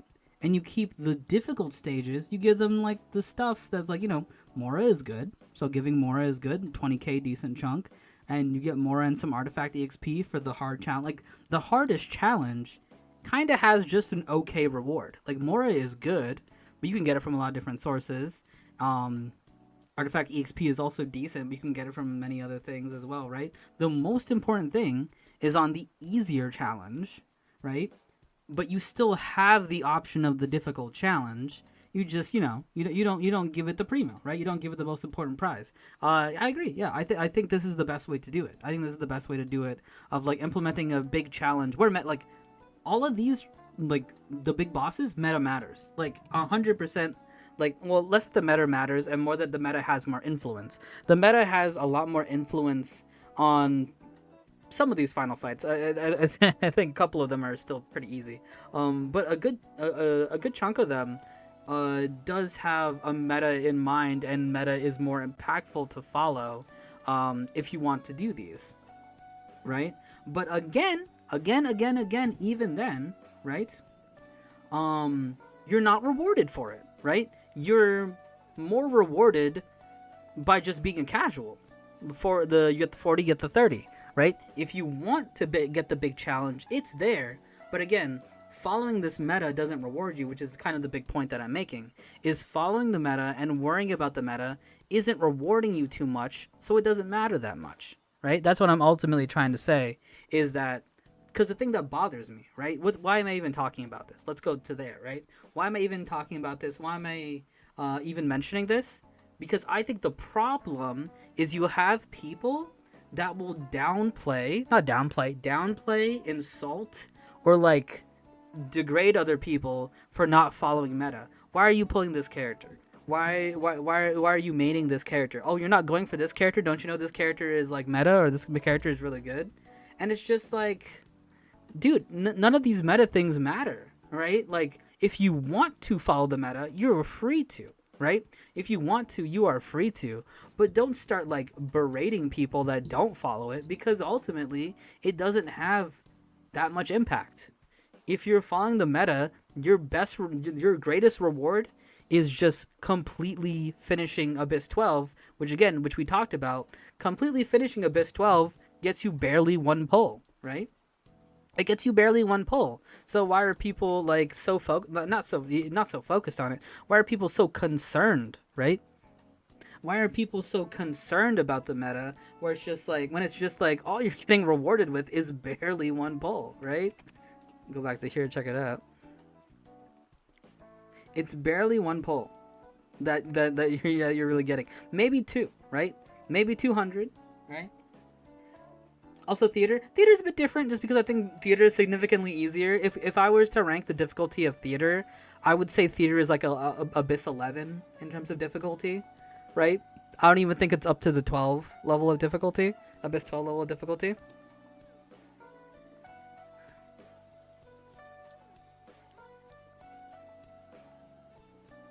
Following a guide that recommends gear that majority of the player base uses isn't meta. It's a meta idea, but it's not hard meta, right? I get what you're saying, that like, oh, using, okay, right? Like, let's say you're using this training guide, right? And it's recommending you things that other people do, right?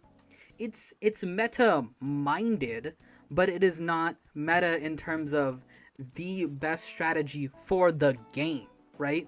It's a, like, okay, let's say you're following these charts for Toma. These are the more meta options for Toma, but I'm not necessarily talking about like the meta for the individual characters, right? I'm more so talking about the meta on as the in the game as a whole, right? I'm talking about more so the game as a whole. Because yeah, sure, I agree that the game does give you guides and things to follow to, you know, what is it? To follow each character's individual like meta strategies, sure, right?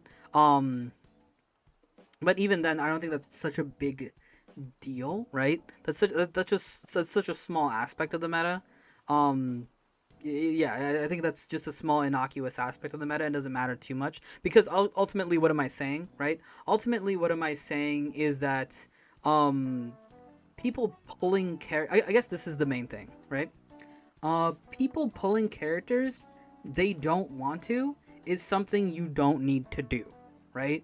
But there are some people out there, right? There are definitely some people out there that will say, if you didn't pull Farina, you're throwing, right? If you didn't pull Farina, you have a dead account, right? That's the thing that I hate, right? When people talk about my account is dead, or this account is dead, this account is bricked, right? I have a bricked account. It's like, you can never have a bricked account in Genshin. You can never have a dead account in Genshin. That's more so what I'm talking about, right? You know, like, is Nahida one of the best characters in Genshin Impact? Yes. Nahida is one of the best characters in Genshin Impact. If I don't get Nahida, who is one of the best characters in Genshin Impact, is my account dead? No. Is my account bricked? No. Can I clear all the content in Genshin without Nahida, who is one of the top 3 characters in this game? 100%. Will I be able to clear the game easier if I did get Nahida, who is one of the best characters? For sure. But even then, the difference between somebody who feels like they needed to get Nahida because Nahida is one of the best characters, and somebody who didn't want to because they didn't want Nahida, is very small.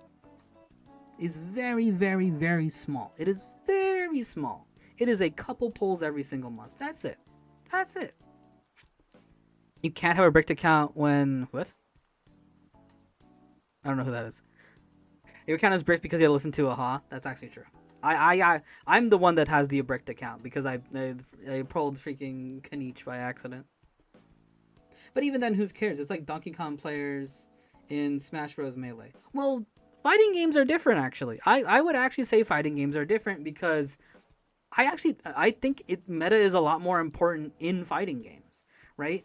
Because and I think this is a good topic to talk about and a good point to mention here, because in competitive games, in fighting games, competitive shooters and things like that, I think it all depends on what are you striving for? What are you trying to accomplish, right? The biggest thing people want to accomplish in Genshin, right, is probably getting more characters and getting more primo. The most desirable thing in this game is primo, is characters, right? I think in a fighting game, it's a bit more different. In competitive games, it's a bit more different, right? In those games, I think it is winning, doing better, getting a higher rank, right? Going into silver, gold, platinum, whatever, insert rank thingy here, doing well in tournaments and things like that. So in those aspects, right, for those games, the meta rewards you more, right? The meta rewards you a lot more for following and doing those things, compared to Genshin, which is just rewarding you with a couple more pulls, right? Let's be on fighting games with a meta that has no reward other than winning. Right. But I think the thing is, like, how desirable, right, is the reward, right? Like, for example, in Genshin, the desirable reward is Primo, right? But you get most of the Primo just by doing not want to say minimal effort because it's still somewhat effort, but you know what I mean. Minimal effort in terms of just like playing the game as hard as possible as you can. Compared to like a fighting game, winning, that's all you have, right? That's all you have, and that's all that. I don't want to say that's all that you want. You know, of course, some people play just to have fun, right? Of course. But when most people play, they want to win, and when you want to win, being cognizant of the meta is important, right? I'm not even saying in fighting games you need to be doing the meta. I'm at least saying you need to be aware and cognizant of it. I don't think you need to be that aware and cognizant of the meta in Genshin too much, because again, going back to the other example, you can be playing a completely non-meta team and get most of the reward that is desirable. But if you're playing like a fighting game or a competitive game and you're not at least somewhat aware or cognizant of what the meta is, I think you're going to struggle a lot more and get less of that quote-unquote reward, right? Because like if there's a dominant strategy, if you're playing Smash, right, and you're whipping out Donkey Kong every single time you can, and someone pulls out a Kazuya on you, right? Unless Kazuya has a bad matchup, I don't know. It's thought of the first character that came to mind, right? And someone whips out the Kazuya, like you're probably not gonna have a fun time, right? But being cognizant of like maybe what he's capable of and maybe what you can do against him, right? Because that's meta too, right? Knowing what you can do against Kazuya in order to counter him, that's going to get you a lot more gain and a lot more reward than a game like Genshin, where it's just like you're just getting a couple more pulls. I'll spend 50-50 to Mona of 80 pity. Dang, feels bad. You should be free to pull or play any character that you want, exactly. Just like how low tiers in fighting games, they can be awesome and they're celebrated in some FCG communities. Oh yeah. I agree. You know, I agree with that too. And I think that applies to both Genshin and any game, right? I think the off meta is so cool. I think that's some of the coolest things you can do in video games. Like, for example, if I do Genshin Abyss 4-star only, right? If we look up Genshin Abyss 4-star only, this stuff is cool, right? Watching people do like 4-star only in the Abyss, right? Sukro, Shinkyu, Shinobu, Yao Yao. Okay, I would say even all these characters are really good though. to be fair, all these characters are really good. But using them in combination with each other isn't a meta strategy, right? These characters alone are really good, but using them in this combination is not a meta strategy at all. But you can still do it. You can still do it. Hey, Hardee's. Hardee's is rating. What's up? Welcome to the stream. Hope you didn't burn that bacon. Hope you didn't burn the bacon. Right? This is cool to watch. I like watching this, right? Watching what four-star characters can do, watching someone challenge the game, this is freaking hype, right? Or like, let's say, let's go to like Smash Bros. Low tier. I don't know who's low tier in Smash Ultimate Ike Torny, right? Like, bro. Oh, here we Grand Finals. Steve versus Ike. Bro, you're not telling me everybody is popping up for this Ike player to trash this Steve? Dude, I'm freaking popping off about Ike. Like, I'm just like, bro, I hope Ike absolutely thrashes this Steve.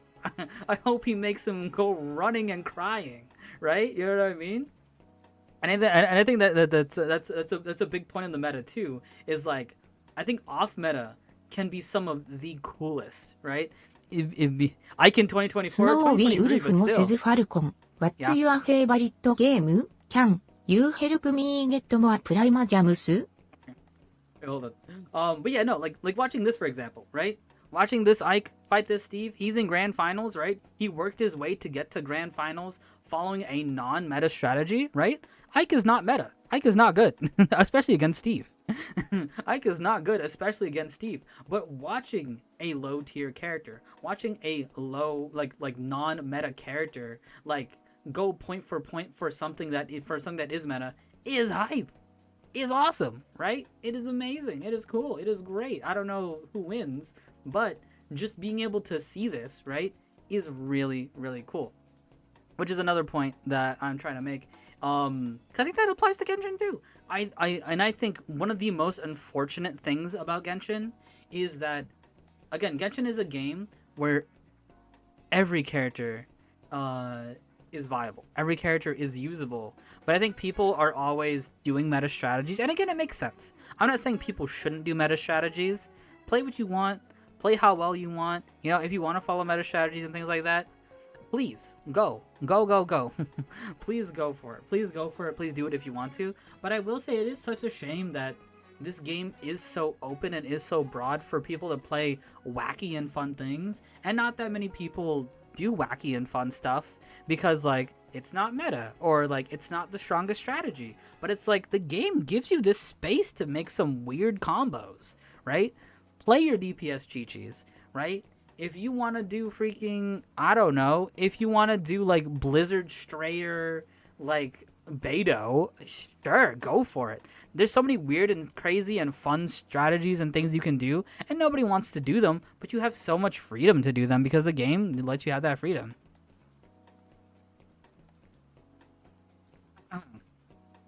Sino Ayato Traveler buys over. True. I just don't like the claim that Abyss is clearable without following the meta. Even the lower floors, there's a meta for literally everything. Even if you use a randomizer for your team, if you can clear floor 9, you follow some sort of meta. Building your characters properly is meta.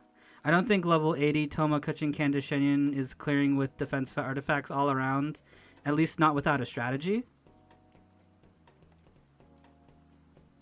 No, they definitely can. Again, if that's not meta, like that's not, what is it? Meta, again, going back to meta is the best strategies. The best strategies. Having game sense. You're talking about game sense. Game sense is good. You need game sense. And game sense is a big part of meta. But the meta itself is the best strategies. It's not the proper way to play. That's game sense. Meta is the best possible option. What is it? Even using Toma, Kuching, Candice, or Shinyan, using any of those 4 characters, if you are even using any of those 4 characters, you are not following any type of meta. If you're just using those 4 characters, that is not following any type of meta. That's not what meta is. Meta is always talking about the best strategy. The best strategy. If you're just making your characters, like, built, and, like, you know, you're building up their levels, building up their gear, and things like that, you're not following the meta, you just have game sense. To be fair, Toma Bergian is kind of meta. It's kind of meta, yeah, right. Like, but you see what you're saying. But you see what you're saying there. You're talking about a specific team, right? That's closer to a meta strategy. Is building a coherent team. The example I gave, right? Let's look back at the example here. The example I gave is not a coherent team. This team is not coherent at all. There's not much coherent about this. The only thing coherent is you have Vaporize between Candice and Toma. But that's not meta. Candice Toma Vape isn't a meta thing. It's good game sense, but that's not meta. It's game sense. The characters are meta, but building them properly is meta for that character? No, that's game sense. That's game sense. That's not meta. That's game sense. Having good game sense isn't meta. That means you... what is it? You understand the game. Having good game sense can lead you to the... look, it is the path to the meta, right? Character synergy, right? Character synergy is the path to the meta, but it is not the meta itself. It's the path, right? Or rather, it's an attribute. It's an attribute of the meta. These things come together to create the meta, right? Which, again, the meta is just an explanation of what the best strategies are, but they are not in themselves the meta, right? So, again, let's go to the... you can say Toma is meta for Bergian.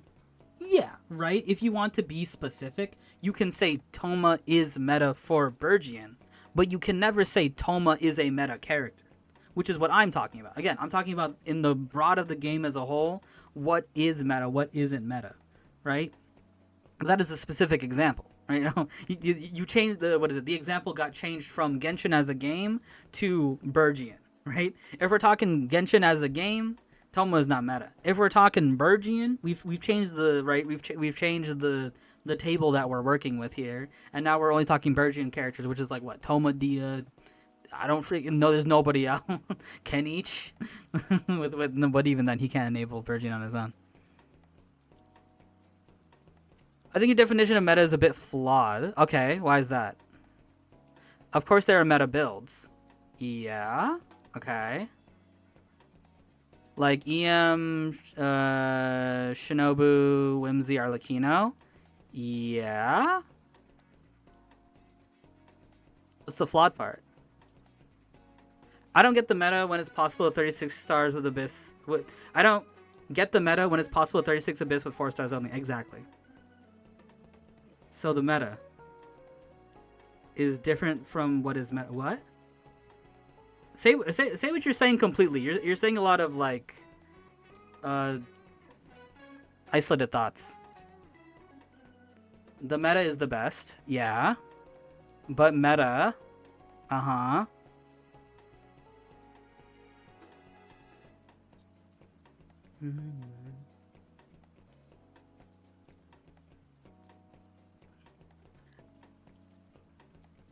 Just means best on whatever it is. Right, but that's not what I'm talking about. My main point, is that the meta for Genshin Impact as a game does not matter. The meta for Genshin Impact as a game does not matter. Meta as a idea can be variant, but that's not what I'm talking about. I'm talking about the meta for Genshin as a game. I'm peeping the game and I'm sensing some strong reasoning here. Why isn't there a scaling cap? Because, like, example, use DPS Bennett. He can't kill 412, though. He can. He definitely can. You can make a team for that. Ooh, excuse me. And even more so, right? To go beyond, right? I think following the meta doesn't reward you much compared to just being a casual and not worrying about it. I think being a casual and not worrying about it rewards you just as much as following the meta. I think the difference between the two is very minimal. That's my second main point. First main point is that meta doesn't matter in Genshin, and the reason why it doesn't matter in Genshin is because following the meta of, again, the game of Genshin doesn't reward you too much.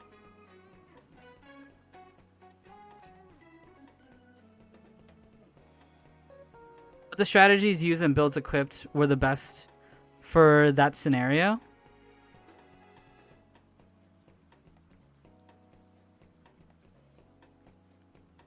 Nah. Huh? Check the Discord. I sent you something. Okay. Negligible at best. Yeah, I agree with that. Negligible at best. The difference between following the meta versus not following the meta is negligible. I agree with that. I 100% agree with that. Ah, wow. True. That's a good idea too. Like, what is it? The waifu over meta. Honestly, I agree. I actually do agree. I think that's a good point. Following waifu over meta, I think will get you a lot more gain than meta over waifu. Or rather, I think the gain between them is minimal. I think it's legit minimal. It's so minimal. It is so minimal. What I don't get is playing limited 5 stars just for meta, just to clear 10 seconds faster with the same investment. Boom. And there it is. That's a very big key factor is what I'm talking about. Because there's no point. There's no point. Right? There's no point. If you're if you want to pull a 5-star character because you want to. That's not what I'm talking about, right? Pulling a certain 5-star character because they are meta will get you less value. That it just will get you less value. Or rather, the value you gain from that isn't that much higher. There it is, right? Yeah, there it is. Yeah, Escape has a really good point right there. It's like the difference between it is so minimal. That's the main point that I'm making, right? Burst scaling. Isn't it scaling too low? What, for Bennett? I mean, yeah, it's low. I mean, like, again, this is kind of. Ooh, excuse me. So that's a good example, right? Let's use because I think this is a good point, and maybe could clear things up a little bit, right? In what I'm trying to say here, right? So let's say, right? Unless you legitimately can't clear without them, right? But okay, real quick, I'll come back to the Bennett thing, but I do want to talk about what Lady Ultimos is talking about, because I think it's a good point. You legitimately can't clear without them. I will agree, but the things that you legitimately can't clear are so small. I think 9 can be cleared by almost anybody, just leveling things up. 10, the same, just leveling things up, getting some artifacts or whatever. 11, you need some coherence of strategy, of like somewhat some team building, some elemental reactions, good like good recommended artifact sets to get and things like that, right? And the things you can't clear is only in 12, and even then, you can probably do 12 3-star or 12 6-star by just doing your best, or just doing the best that you can. 9, pretty difficult, right? Decently difficult. But that's 100 primo. It's just 100 primo every month. So even though you can't legitimately do 9 stars in 12, all you're missing is 100 primo. That's not even a pull. Or let's go down to 6 stars, right? All you're missing is 150 primo, which is still not a pull. It's 10 less. It's still 10 less than a pull. Like, even if you can't legitimately clear, the only thing you're locked out of is like 1/4 of the rewards, which is just 200 pull, which is 200 primo, which is 1 pull every month. So it doesn't, again, that goes back to my main point, is just like worrying about meta doesn't reward you too much. People freaking out about missing a debate club per month. There you go. Right? There you go. Yeah, that's but yeah, that's pretty much what I'm saying. But I think so. This is a point I haven't got to yet, right? Because I feel like we can go. People, we were going like point for point about, like, you know, the meta and things like that. Why is it so prevalent in the conversation, right? Why do people always talk about meta, right? Where is this coming from? If you don't get that much value out of it, if you don't get too much gain out of it, we talked about it a little bit, right? People will want to build their characters really high, right? If I want to make a meta Raiden build, you know, I can play Raiden National, which is still meta, by the way. It's still a decently meta. It's not her best meta. It's not one of the best metas in the game. It's still decent, right? Versus like, oh, let's say I only had certain characters or whatever, right? And I played this version of Raiden, right? I could still play it, right? But I desire, right? I want to make the best Raiden team. I want to make the most meta viable Raiden team. That's why I choose to, right? I choose to do things like, let's say, are you guys looking at Genshin? Okay, good. If I choose to do this, right? Which is her meta team, right? If I choose to do this, I can. I will clear things a lot faster. But that is my reward. I wanted that to be my reward. I wanted Raiden to be stronger. I desired that, right? I didn't do it because I can get that extra pull every month. I did it because I just want to make my Raiden stronger, right? So again, that's what I'm going to, is like, why is it so prevalent, right? Why do people always talk about it? Why do people always talk about like characters are must pulls, or your account's dead if you don't have this, or your bricked account, or just like, oh, this character doesn't matter because they're meta. What is it, Clorand? What is it? I heard about it with Clorand, right? Oh, Clorand's not that crazy. She's not as good as Neuvillette. Characters are always compared to Neuvillette right now, right? Oh, they're not as strong as Neuvillette. Oh, they're not as strong as Arlecchino. They're not as strong as this character. Not as strong as that character. Why is that so prevalent, right?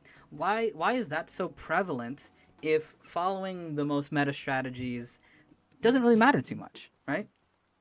That's kind of like the main question that I have. Utilize the meta for the W, and the W has to come with more substantial value. That's true, right? But that's a choice more so than like the inherent reward that you're getting, because people are bored and jobless. True, could be. To be fair, people can play what they want. Who cares? Right. Yeah, I agree. But that's what I'm saying though. Because I agree that people can play what they want. Why do people care?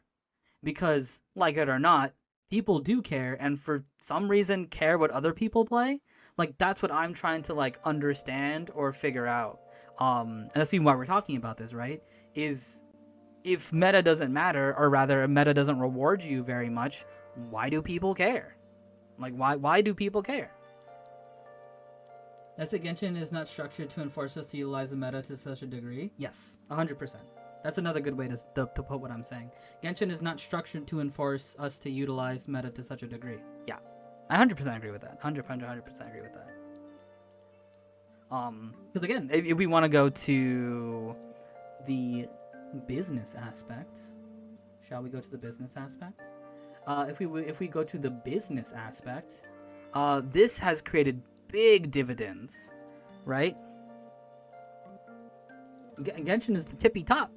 There's a lot of gachas down here that have power creep. There's a lot of gachas down here that if you don't have their meta characters, if you don't follow, like the power creep, you're not doing their end game. You're not doing their spiral abyss. You're not even sneezing, right?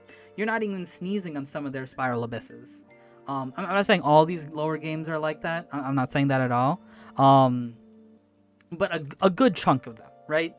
Because this was the method that gachas used to gain money, right? Is meta, is power creep, right? Power creep, especially for old gachas, they ate that up, bro. So many of these older gacha games, they ate up power creep. Like, they're just like, what, you like that character? Guess what? Here's that character, but 10 times better, and you better pull for them because you ain't doing the end game content if you don't get them. Not my goat battle cats though. But yeah, there are some there are some and I think in general, right, games are doing better about not making meta very prevalent, which I think is important. Like, if we want to go, let's go beyond Genshin, right? Let's go beyond Genshin a little bit, and go to gaming, right? Let's go to gaming in general. Excuse me. Especially for gacha games, right? Gacha games are games where you are essentially buying / gambling. You know, let's call a spade, right? You are buying / gambling for more power, like, you know, being able to clear, being able to win more things, right? That's what you're essentially paying for, in a way. But constantly, like, making that useless, right? Constantly making that useless, was the old method of doing it versus Genshin's new method. And I think a lot of games have adapted the new method, and I think the new method is a lot better because it lets you not worry about meta, right?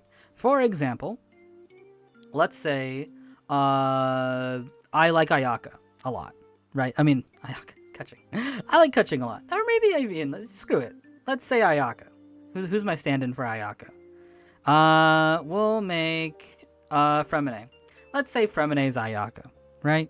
I like Ayaka. I want to use Ayaka. I got Ayaka's best characters. I'm talking your Shenhuas. I'm talking your Kazuhas. I'm talking your, I don't know who else she uses. Let's just say it's that, right? You hate catching? I don't hate catching, but I don't like catching either. What is it? Like, let's say you're using Ayaka. You like Ayaka a lot, right? Guess what? Ayaka is not meta. She's not even close to meta. Cryo is crying right now. Cryo is crying. But if you put in the hard work, if you put in the dedication, if you know how to play the game and things like that, you can forego the meta. You don't need to worry about the meta at all. Ayaka, where was she ranked? Can we go back to the Abyss usage charts? Where's home? Where is she? Let's find Ayaka. Let's play the fun game of where did Ayaka go? Ayaka. 0.6%. You guys can't see it. It's kind of lower than the screen. Zoom in. Enhance. Listen, you 6% of Ayaka players out there that cleared this abyss with Ayaka, you are valid, and Genshin validates you. And that's good, right? compared to other games which power creep their old characters, and it's just like in a different game, Ayaka's would be 0%, right? There are many games where you just can't, you wouldn't be able to play the Ayaka. It's just like you can't full clear. You just can't do it. You can't do it at all. But I think that's what makes Genshin so good and makes it so successful as well. Because if Ayaka's my waifu, right? If I like Ayaka and she's my favorite character and I couldn't use her, like, I could not even imagine, right? Imagine your favorite character you couldn't use to beat the hardest content. Like, that sucks. That just sucks, right? If you gotta get a different character that you don't really like that much, right? Like, that just kind of sucks. Like, of course it's gonna be more difficult. Like, I'm not saying that, like, Ayaka's a get-out-of-jail-free card, right? It definitely is going to be a little bit more difficult to play Ayaka, and you definitely need a better understanding for Ayaka, and playing meta characters will make the game easier. But if you wanted to play and beat and completely clean out the game and clean out Spiral Abyss with Ayaka, you can do it. And I think that's the beauty of Genshin, right? I think that's the beauty of Genshin, is that you can play whoever and whatever you want, and as long as you know what you're doing, as long as you know how this game works, as long as you know how to make a good team and know what you're fighting and know how the elemental system works, you know how gear works, you're good. I think that's another big point too, is that ultimately knowledge about the game is so much more important than actually following the meta. I think knowledge about this game is so much more important and so much more valuable than just getting a certain character, and then that's it. Don't say Ayaka's your wife ever again. That sounds wrong coming out of your mouth. It was a theoretical. It was a theoretical. I'm playing Zhongli. I want to do old school meta with Hu Tao. There you go. I respect it. I respect that. I respect that. Okay. Let's quickly look at some of these comments. Got a little bit side tangent, but that's good. It's good that people have a lot to say about this stuff. Because I do think it is so prevalent, right?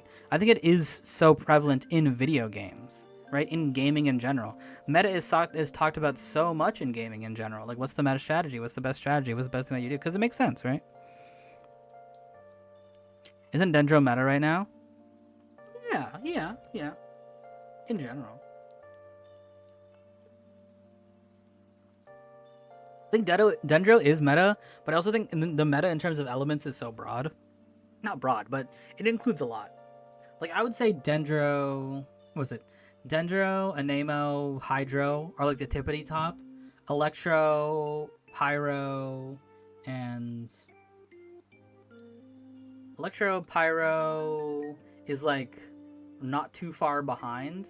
And then the bottom, which is just like not even, I don't think Geo counts. It's hard to count. Geo's weird. Well, maybe that's a different topic. Geo is freaking weird. Geo is freaking weird. That's gonna be another topic, is the wacky world of Geo. Cause yeah, that's a whole conversation. Understanding Geo is just a whole conversation in itself. Okay, let's check out these Reddit comments from the post that I made. Okay, so this person says, fundamentally gacha games are character collection games. People pick their favorites and become emotionally invested in how strong they are. People have their favorite unreleased characters. People hope their favorite unreleased characters are meta so they can flex to their friends. That's true. That's actually a really good point. We didn't talk about that. Sometimes people just want to flex, and that's why they follow meta. And you know what? You're valid for that, right? I was more so talking about like how the game rewards you, like in terms of like an objective point of view. This is very like a subjective thing, right? But that's valid. Some people, yeah, right? Some people follow meta just to flex. And cry in despair when their favorites end up being 4 stars. Even people who say waifu over meta can be interested to know how meta their character is. In fact, some people go the opposite way and take pleasure in maining the weakest characters to clear content. Looking at you, Amber solo clears. Yeah. I think meta. I think that's a good way to put it. Is meta matters more to people than it does the game. Which is interesting, because not too many games are like that. Meta matters a lot more to people within different, communities or circles than the game does. The game doesn't care too much if you follow meta or not. The game actually, again, like I've been saying, the game barely rewards you for following meta. Like, I kept referencing Spiral Abyss. Bro, let's take away Spiral Abyss. Don't even worry about Spiral Abyss. Let's say whoever's playing never does 9 through 12. guess what? They're still getting most of the primo every single patch. Even if they are doing absolutely the bare minimum of playing Genshin Impact, guess what? They are getting most of the rewards. The Spiral Abyss is a good chunk of primo, but even if you don't do it, events and just playing the daily grind, you get plenty from that. You get plenty. Like, let's say you follow absolutely zero meta, you're not following any build guides, you're literally going buck wild, true anarchy, doing whatever you want, right? I'm talking like White Tassel, like Shunling. I'm talking like Twin Nephrite, Yanfei. Things like that, right? If someone's going full insano mode, not caring about anything, guess what? The game will give you plenty. The game will give you plenty. Plenty, plenty, plenty. Okay. Usually main what I find fun to play, and I love the lore. For example, I'm saying for someone like Nivilet and Zhongli, when Nahida is on the current patch, would be more helpful on my team than Zhongli. The game is super easy, and you can make it work. Anyone or carry them with the right build. Yeah, I agree with that. The only meta that actually makes sense is who are the meta supports for my favorite character. I actually super agree with this. I actually super duper agree with this. Twin Nephrite isn't a terrible 3-star. Yeah, I agree. I was just thinking of a random weapon. I super agree with this. Who are the meta supports for my favorite character? I think meta supports, and I say this in the other thing, I think meta supports have a lot more value, inherent value, than a meta DPS. I think with the meta support, you can make so many more teams and like enable so many more DPSs compared to a meta DPS that, like, of course, which is a meta DPS is going to be amazing and it's going to be great, of course. But I think the variety in what you can get from a meta support is a lot more impactful. Agreed. You have characters like Kaza, Shalona, Farina, Yolan, and Nahida. You're free to pretty much run whoever you like and still get the content. Yeah. People care because being the best isn't always have been important to people. That's true. That's true. We talked about that earlier. You can't ignore the meta you want, but it's really difficult to completely ignore the feeling of doing something suboptimally. Yeah. I can never play or pull for meta. I can confidently say that meta is not important to me from beating the game. But even sometimes I wish that my favorite characters were the best in the game. That's true. Right. And again, that goes to my point of just the meta matters more for people, right? The meta matters more for people than it does the actual video game. People care because people want to feel like they're playing the game the correct way. This has always been the main reason. Yeah. I definitely see that if something is the best strategy, you want to go for it. Do you think it gets to the... And then I asked them, do you think it gets to the point where people pull for characters they may not want? In a game with this many players, absolutely. Not common, as the majority of players are casual. Yeah, true. I would bet my life that it's happened multiple times. Everyone wants to feel that they're good in what they're doing. Yeah. Agree. Meta is what's most effective. What team or character can help you clear the fastest and easiest while being cheaper to build? I don't agree with that. I don't think meta cares about cheaper to build. I think you can do that as a person, right? Look at the meta and then determine what's the closest I can get to the meta while being cheap, right? Because like budget options are still meta options, right? It's not the most meta, right? It's not the most optimal, you could say that, right? But that's something you gotta do as like a person. You can beat Abyss with everybody, but that comes at a cost. Some characters are clearly stronger and will clear faster. For a lot of people, me included, would rather pull for meta because it's easier. Right. But again, even they admit that it's for them, right? The game doesn't worry about it too much. It's for them. I'd rather pull Nivileta or Arlecchino because they're meta over Ayato/Ayamiya. I care more about the kit than I do the character because that's how I like to play. Even if I don't get rewards for using the most effective tactic, I would still use it because strong is fun and I would rather make things easier. It's better when your favorite character is meta. That's true too. Yeah, it definitely is better when your favorite character is meta. But again, even in the way this person's talking, it's all about, me, right? How they feel about it, how they feel about the meta, not how the game rewards them for doing meta things. It's like the choice that they want to do, right? Can I review your write-in? Sure, we can do it after this. Why is there a meta in any game? In most games, there are no rewards, yet people still speedrun, still rank up the ladder, and try to get that chicken dinner. I mean, I think that is a reward, and I think I said that too. I think competition itself is a good reward and motivator for people. Plenty of people play ranked games, not to get into esports contract, but just to ascend to a higher rank, gold, plat. I do think meta is more value in competitive games since ranking up / winning against people is a big motivator, and thus meta has more value in those games. And I still agree with that. I think meta has more value in games that are competitive because in a competitive game, people will be wanting to win more often compared to a game like Genshin where it's a lot more rewards based, right? People of course want to win. I'm sure there's plenty of people that want to fully clear Abyss, but it's gonna matter a lot less to them than somebody who just wants to win, like a competitive fighter, speedrunner, etc., etc., etc., right? Like I there's probably quite a few speedrunners who just speedrun games just for the heck of it, but a vast majority of them are playing it to beat other people, and they're using the most meta strategies to do that, right? Okay, a couple more comments here. And then I said you can beat the hardest content with almost anyone is my point. Oh yeah, because they said beating the hardest content is similar to War 2. And then I said, yeah, but you can beat that hardest content with anyone. Ooh, this is a hefty comment. Usually the meta that the vast majority of people use is to run a combination to the following: a Neuvillette team, Hyperbloom, or an Arlecchino team. I don't think Arlecchino is that crazy. I don't think Arlecchino is as crazy as Neuvillette, to be honest with you. Hyperbloom is still really crazy though. Not everyone does that, but it's more commonly accepted meta according to usage rates. Best Neuvillette team is Neuvillette, Kazuha, Furina, Shallonen. Kazuha Shallonen? Is that really? Why Kazuha and Shallonen? Is it C2 Shallonen? C2 Shallonen makes sense to me. That's weird. Wait. Why do people run Kazuha and Shallonen? Isn't that like worse than having like Shunling in there or something? That's weird. I can see it too. I can see it right here. Double res shred? But it's not additive, I don't think, right? Because if you shred something, you're gonna get less value out of the other shred.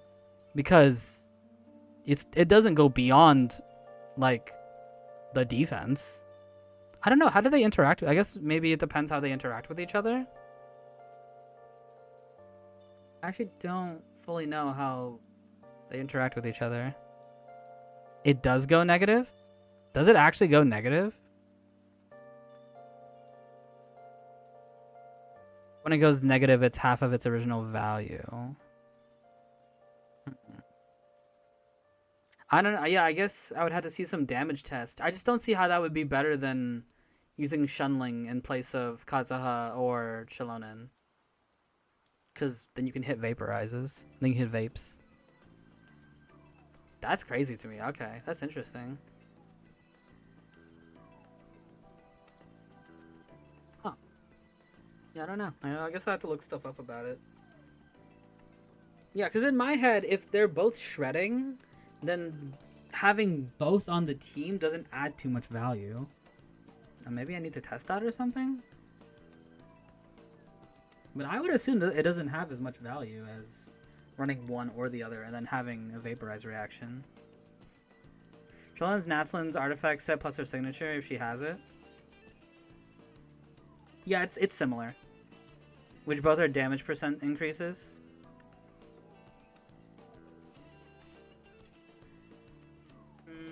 Well, I guess, I only say that because I know they're comparable. In terms of like Kazuha versus Shallonen, yeah, if we're talking like C0, they're like they're super similar. That's like the same, more or less. I guess, I don't know, stacking, I guess they're both different. But like, would that be better than just being able to hit vaporizes? That is kind of crazy to me, that if that's better than just hitting vaporizes. Okay, that's interesting. Here's my take. Genshin is actually a hard game. I see players constantly asking for help in co-op for bosses and quests. Not to mention the Genshin Twitch meta of Abyss IT help. Following the meta, making proper teams, building characters properly. I disagree. I actually hard disagree. Because here's the thing, right? And I can even use myself as an example, right? Is when it comes to like me clearing or me recommending things for people to do, right? just building characters better and characters well isn't following Genshin's meta. It's not following Genshin's meta at all. It's good game sense and it's good strategies to do, but that's not the meta of Genshin, right?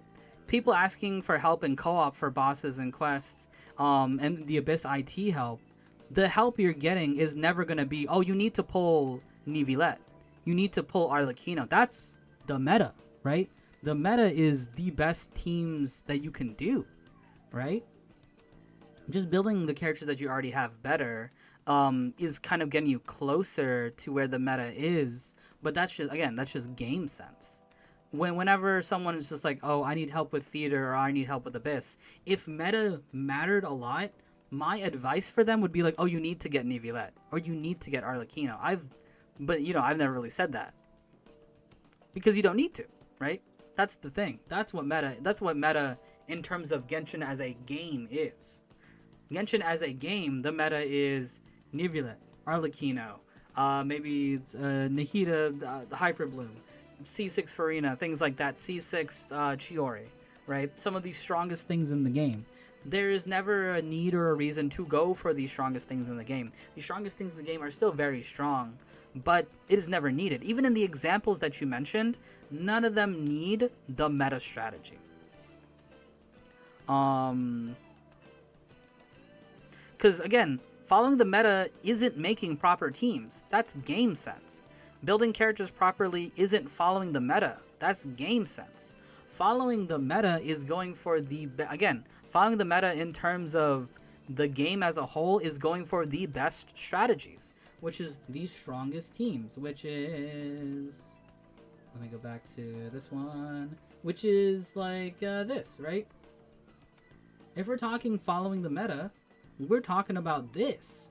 We're talking about telling people to run. Can I open this in a new tab to zoom in? There we go. We're telling people to go get was it Al-Haytham Nahida teams, Nivilet teams, Raiden national teams, Arlecchino teams. There's another Raiden national, Tartaglia national. You know, things like that. Or like if you want to hit up 5.1, right? If you want to hit up 5.1, this is what the meta is. Nivilet with Shalonen and Farina, Nivilet Farina, bada bing bada boom. There's another Al-Haytham, Navia in this specific Abyss. I think this specific Abyss is another good example, right? In this specific Abyss, Geo does a lot better, right? So Navia does a lot better. You see her a lot more here compared to other times, right? But that does not mean that you need to get Navia. That's what I mean when I say meta, right? These are the meta. Okay, Ayaka here, for example. But the fact that Ayaka is here is pretty crazy too, right? She's not meta. She's not even meta at all. Just because this person made a well-functioning Ayaka team doesn't mean they were following the meta. That just means they have good game sense and we're following what was good. The meta is the strongest and the best strategy, but you don't need to follow the strongest or best strategy. In regards to a game as the whole. Genshin is not a difficult game, and I think you can definitely see that once you start comparing it to other games. Just because people need help with Genshin doesn't make it hard. It just means people need help. People need help with any game. There's not any single game out there that people wouldn't need help with. And I would say more so that the reason that we see more people asking for help is because it is so easy. The ceiling is low, the floor is low, so a lot more people can get in, right? If a lot more people can get in, then a lot more people will be needing help because the barrier of entry is so low. You can get most of everything in Genshin by just doing whatever you want. If you can get most of everything in Genshin by just doing whatever you want, more people will be playing, and more people who are being rewarded for doing whatever they want, will be playing. Versus a game that punishes you or doesn't give you too much for playing whatever you want, they'll probably drop off, right?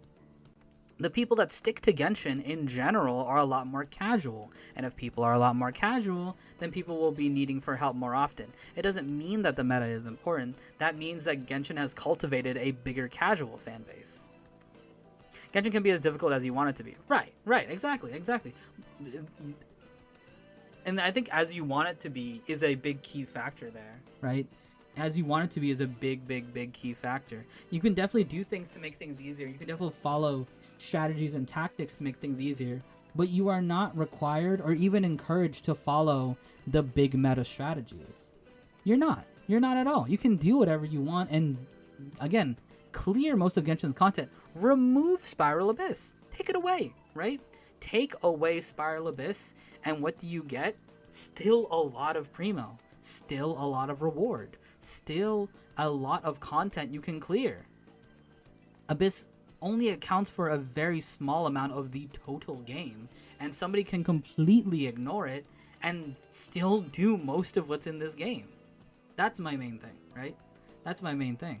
Genshin is not a hard game at all. There are some more challenging places, but what is required of you is not even scratching the surface of what Genshin could put against us, right? If Genshin wanted to, it can make some super difficult stuff. We see even a little bit of taste of it from the recent event, right? If Genshin wanted to, they could make this game hell. Genshin can make this game hell on earth. It never even gets close to that. Like, let me think what's a nice example here? If Genshin wanted to, right? They could make an Abyss floor. Like, let's just look at the adventuring handbook here. Like if Genshin really wanted to, they could put a freaking consecrated beast, right? They can put a consecrated beast with a YUB, and it's just like, well, have fun. You know what I mean? They could just do that, right? They could just do that. They could put the random AoE things that are on the field whenever you're in theater and you're in theater for too long and lightning bolts are zapping you for pure HP damage that you can't reduce at all. They could just do that, right? It's just like, okay, here's a consecrated beast and a YUB, or, you know, here's a what's another annoying combination? Here's a bunch of wolves that can make you bleed with a Hydro Phantasm. The Hydro Phantasm, what is it called? Living Legends. It's like, okay, deal with that. Have fun. And that's just even that's scratching the surface of what they could really do against us. You got any meta teams or characters past the Abyss? It's almost meaningless in the grand scheme of things. I mean, it's like a personal thing to use the bestest of teams because that remains the exact same. Yeah. Even if you're not even trying too hard, and again, 9 and 10 are a cakewalk, and that's half of the reward. Just being a cakewalk. And that's kind of the big thing. That's kind of the big thing.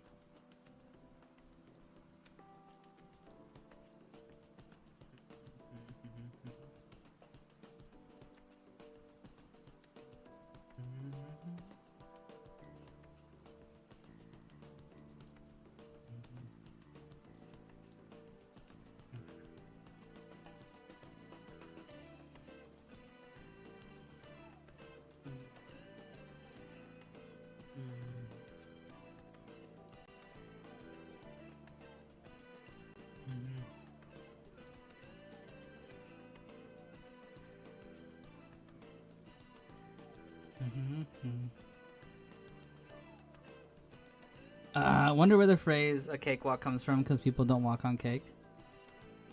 I guess it's easy to walk on cake. I just see people getting the child boss nerfed, people reducing their world level, and not ascending their world level, etc. Because again, Genshin cultivates a casual audience. That's just the audience that Genshin has cultivated. Genshin is not a difficult game. Genshin just has a higher amount of casual players, and they cater more to the casual players. It's not that Genshin is hard, it's just that Genshin has catered to a more casual audience. Which again, I think is fine, by the way, because, you know, these gains don't lie, right? These numbers don't lie. They do not lie. Their strategy is working. Their strategy is definitely working. I think that's a completely different aspect of Genshin. What is it? People reducing the world level, them reducing the child boss difficulty. I think that's just because in general Genshin just has a more casual player base, and they focus on the more casual player base.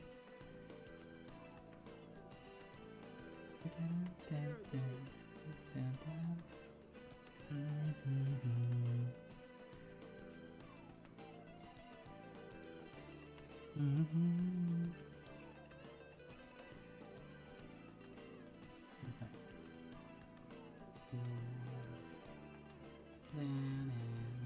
Hey, Mata. Oh no. Shilen does buff and signature and Kazuha buffs, I believe. Even then, like yeah, like that was super weird seeing Nebula Shilonen versus Nebula with Vaporize. But hey, then fair enough, I guess. I guess their buffs just add up in a very strong way.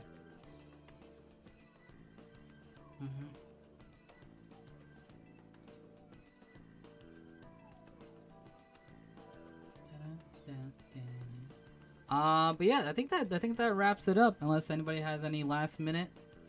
Anybody got any last minute things about the question of the day? For any of those who missed it, there's a new series I'm doing. It may not be every single stream, but it's just a new that I'm trying. But yeah, we were having a question of the day for any of those who just entered. The question of the day was, does Genshin have a meta?